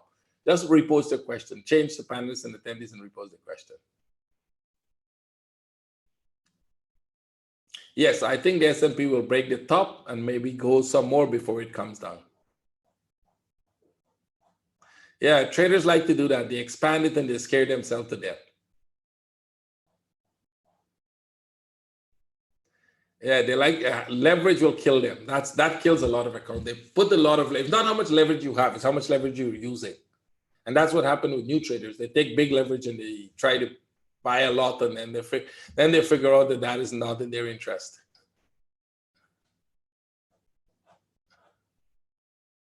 Right? So they go and they get themselves in big trouble. You mentioned you don't have a structure to your course. Then how is the course laid out, taught? I didn't say I don't have a structure to my course. I said we have this. The course itself, the teaching part is structured, but the rest of it is individual. So okay, let's say let's say 20 of you take the course, maybe more, 40 of you take the course. When you finish the course, you're each in different group. And then you come and you do a Q&A with me. You bring all your questions. And what I do is I get feedback from all the trainers, how these students are doing. So they will grade the students. That's internal. We don't tell students this, right? We grade who we need to pay more attention to, who we need to help more. And then we keep an eye on them. I will tell the traders, okay, help them. Get them in the trading room, get them. And traders will, they will learn. They will take their own time and figure out how they're going. But we keep track of our traders to see how they're developing.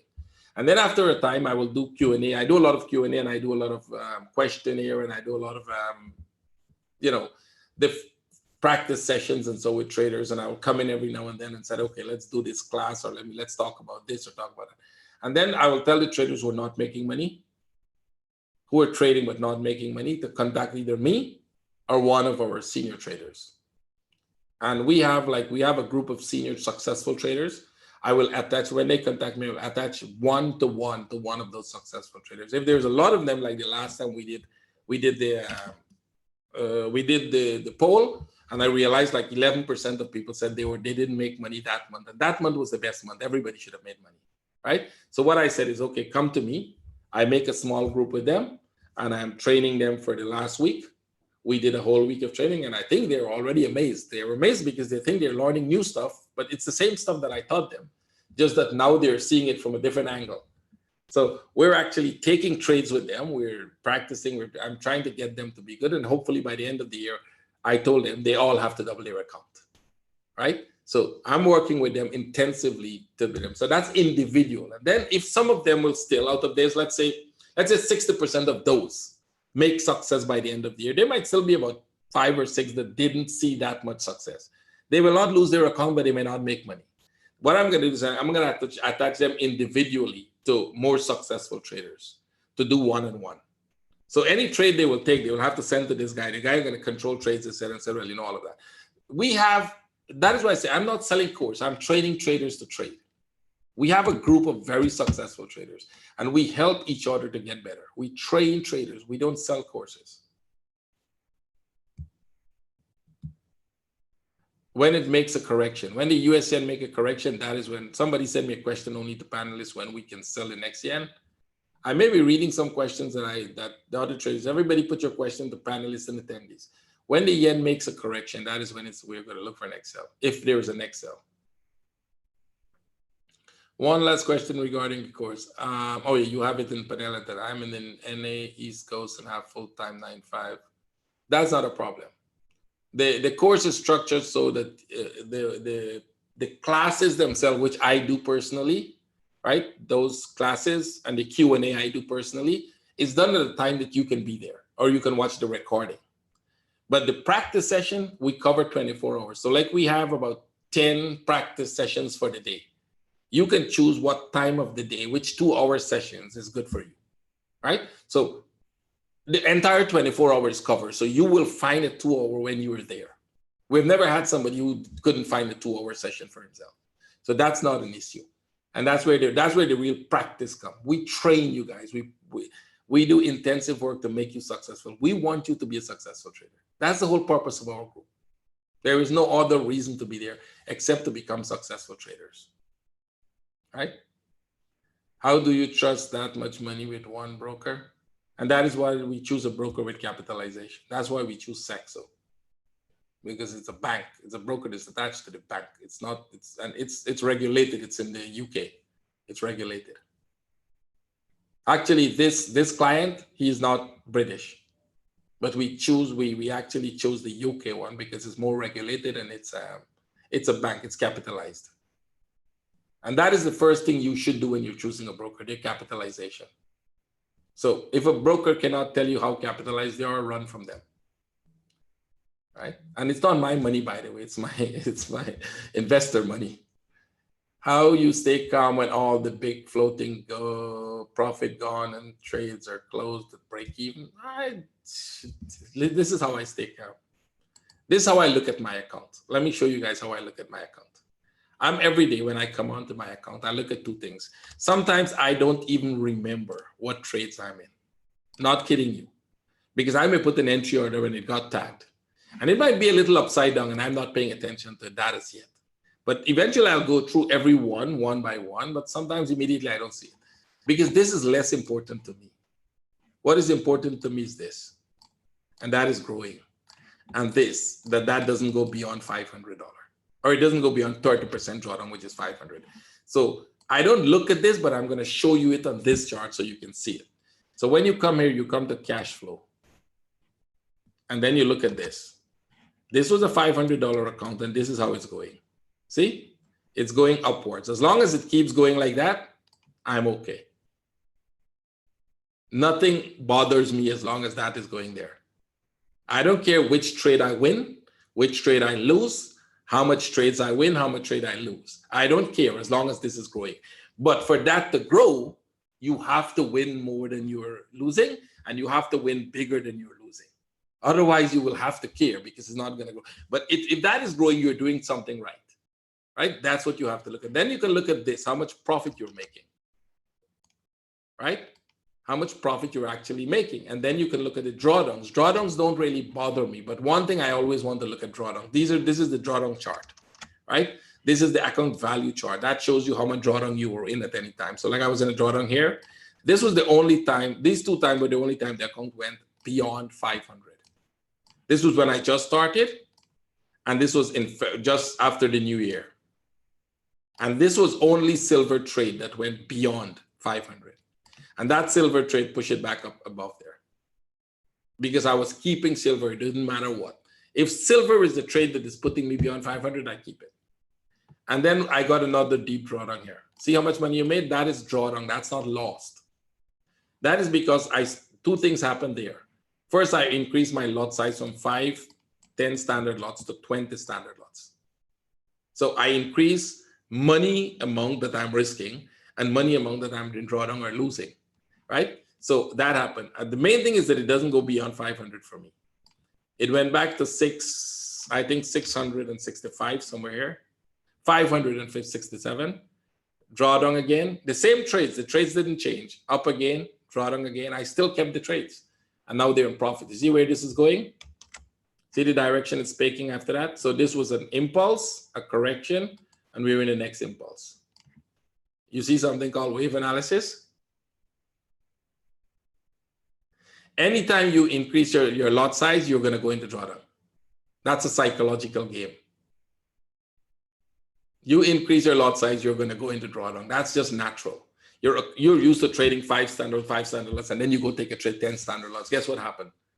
You just increase the money size, right? Money that you're going to make, as well as money you're in drawdown and money you can lose too, right? You increase that. So now I'm doing 20. This one is going to go up. I want this to go above this level. I want it to go like that. And then I'm going to increase to 30 standard lots. Guess what's going to happen again? I will go into drawdown. But that's okay, because the next impulse is going to take me up. Hopefully we double the account before that. Hopefully we double the account before the next big drawdown. But there we're going to be. That's trading. That's life. Nothing goes in a straight line. That's why it's wave analysis. That's what I teach you. I teach you that nothing goes in a straight line. So I'm not expecting my account to go in a straight line, right?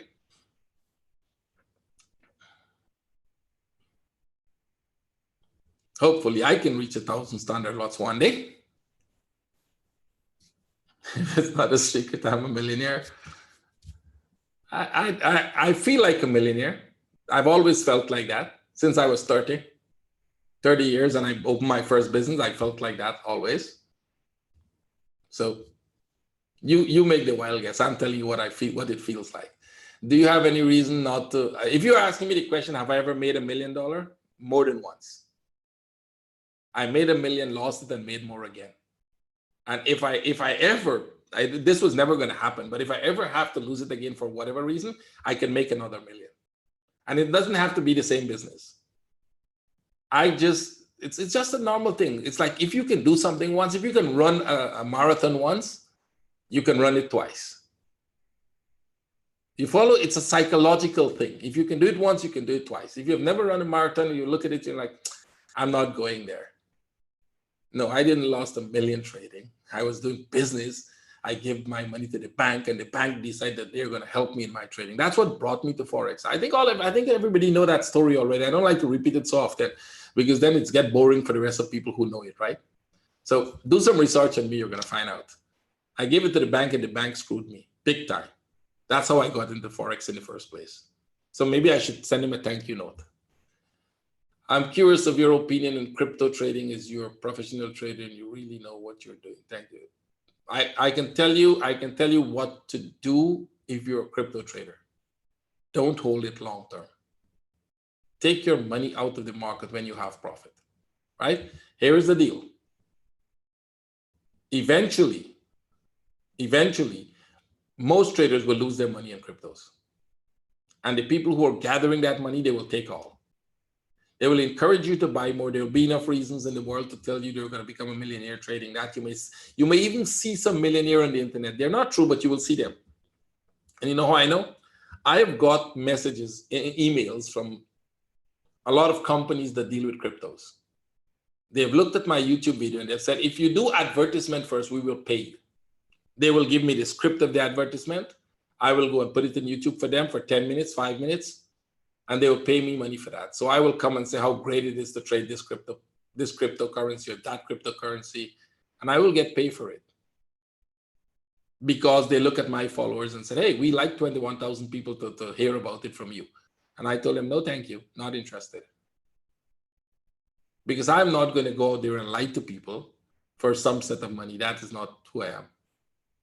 It doesn't fit with me. I wouldn't sleep well at night. So I refused it. I've refused it more than once. It's not only once. Many times I've been giving that offer. I get that email. If you have a good following YouTube doing anything about trading on YouTube, you will get that. You may see a lot of people on YouTube doing that. I don't do it, and I have no plans of doing it.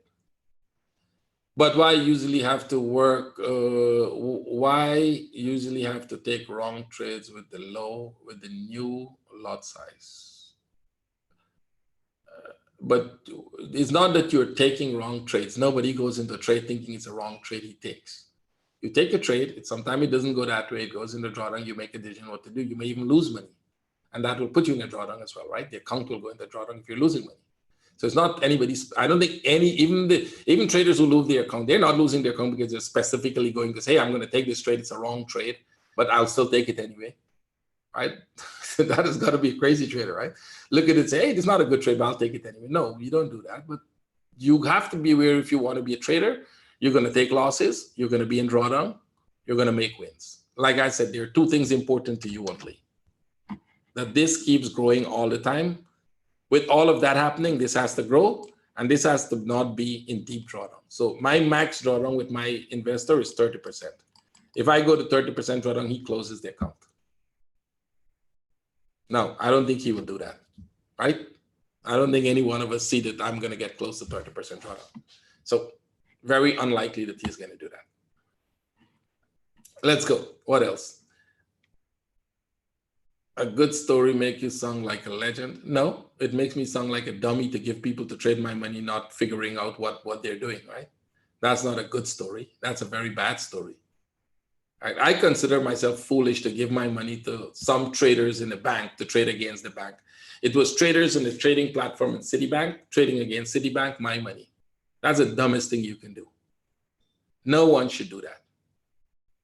As a matter of fact, if you're giving your money to trade to somebody, make sure you know that person, make sure you know how they're capable of trading, make sure you study what they've done for many years, and then you can take that risk. You should not do that because most people will lose your money and they will care less about it, right?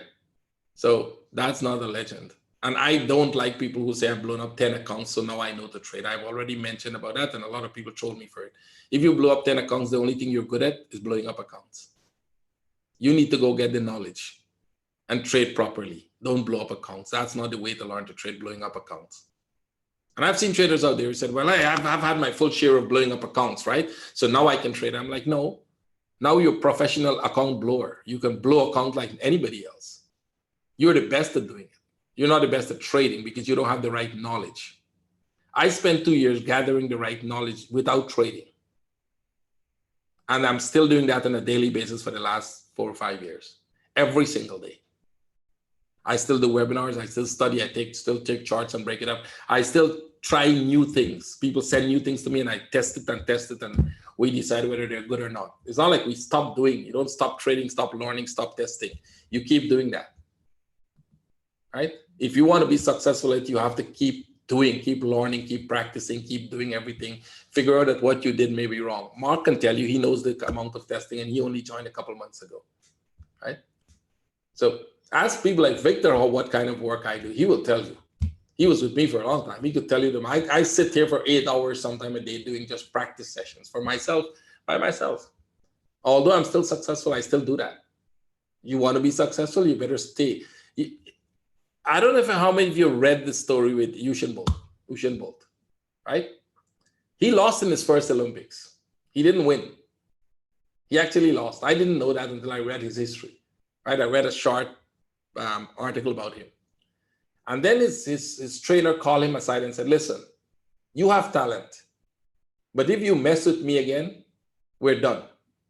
You're going to come out every day, every single day and train. When I say come to train, you better be there. If I said 6 in the morning, you better be there. He won the next one, and he won the next one, and he won the next one. And he said his trainer told him when he won it, you have a couple days to rest and you're back to training. You're not going to stop training because you won the Olympics. You want to win the next Olympic, you better go train. Right? Is labeling worth it? Well, labeling is just a guide in the direction you're going. It has nothing to do with trading. What do you think of Rwanda? I don't think of Rwanda. So let's next question. 30% of starting capital, or I am not sure what you mean by 30%. No, 30. It could. Well, they're counting it as 30% of starting capital, but I looked at it as 30% of max drawdown on any amount you have. Basically, I'm doing that for myself, putting that way. I've just left the Rwanda for 4 months. I don't want. That is Mark explaining. Mark can explain that. I don't want to discuss those trade. I don't discuss people and special thing. I don't want to get into that trouble. You guys can discuss it among yourselves. That's okay with me. How to ask a question to the broker about capitalization? Just ask them what's their capitalization. They can lead you to wherever that is published. Right? That should be open information. That's not secret information. If you're a public organization, that should be open information, your capitalization. If they're hiding that from you, then find another broker. There are enough brokers that are well capitalized. Platinum looks like consolidation. I'll look at it just now again.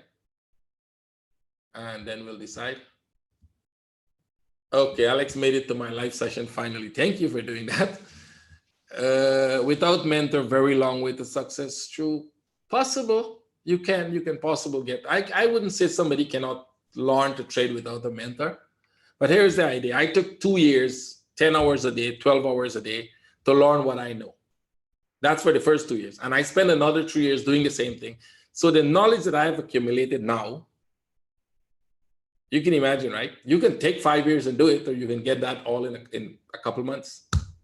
And you can, the thing about our group is not only that you get the course. I kind of say this every day, but I don't want to be repeat. It's the group and the training you get in there. It's not about the course. Forget about the darn course and the recordings and all of those, right? Forget about the knowledge. Even knowledge nobody can pay for. It's free. It's the training, the time we spend to train you in there, right? Is what we are doing in there. That is what is important. And then, hey, I have a lot of friends in this group. I can't even pay for that friendship, right? The amount of friends I have in this group that are friends, real friends, people I meet with, right? Especially in Dubai, because I've met these guys a lot here, and I met some people in Europe, right? And some of them I haven't met, but I know we're going to be friends. And as long as we meet, we're going to be really good friends, right? So I still consider them my friends.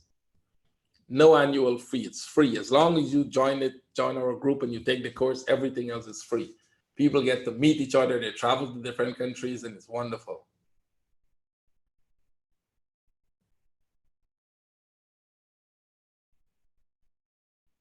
Not if you're capitalized. How much capital they have? What is their capitalization? If they don't want to answer you, it's because they have very small capitalization. I think you can check that up. You can check it up where the broker is registered. You can check up.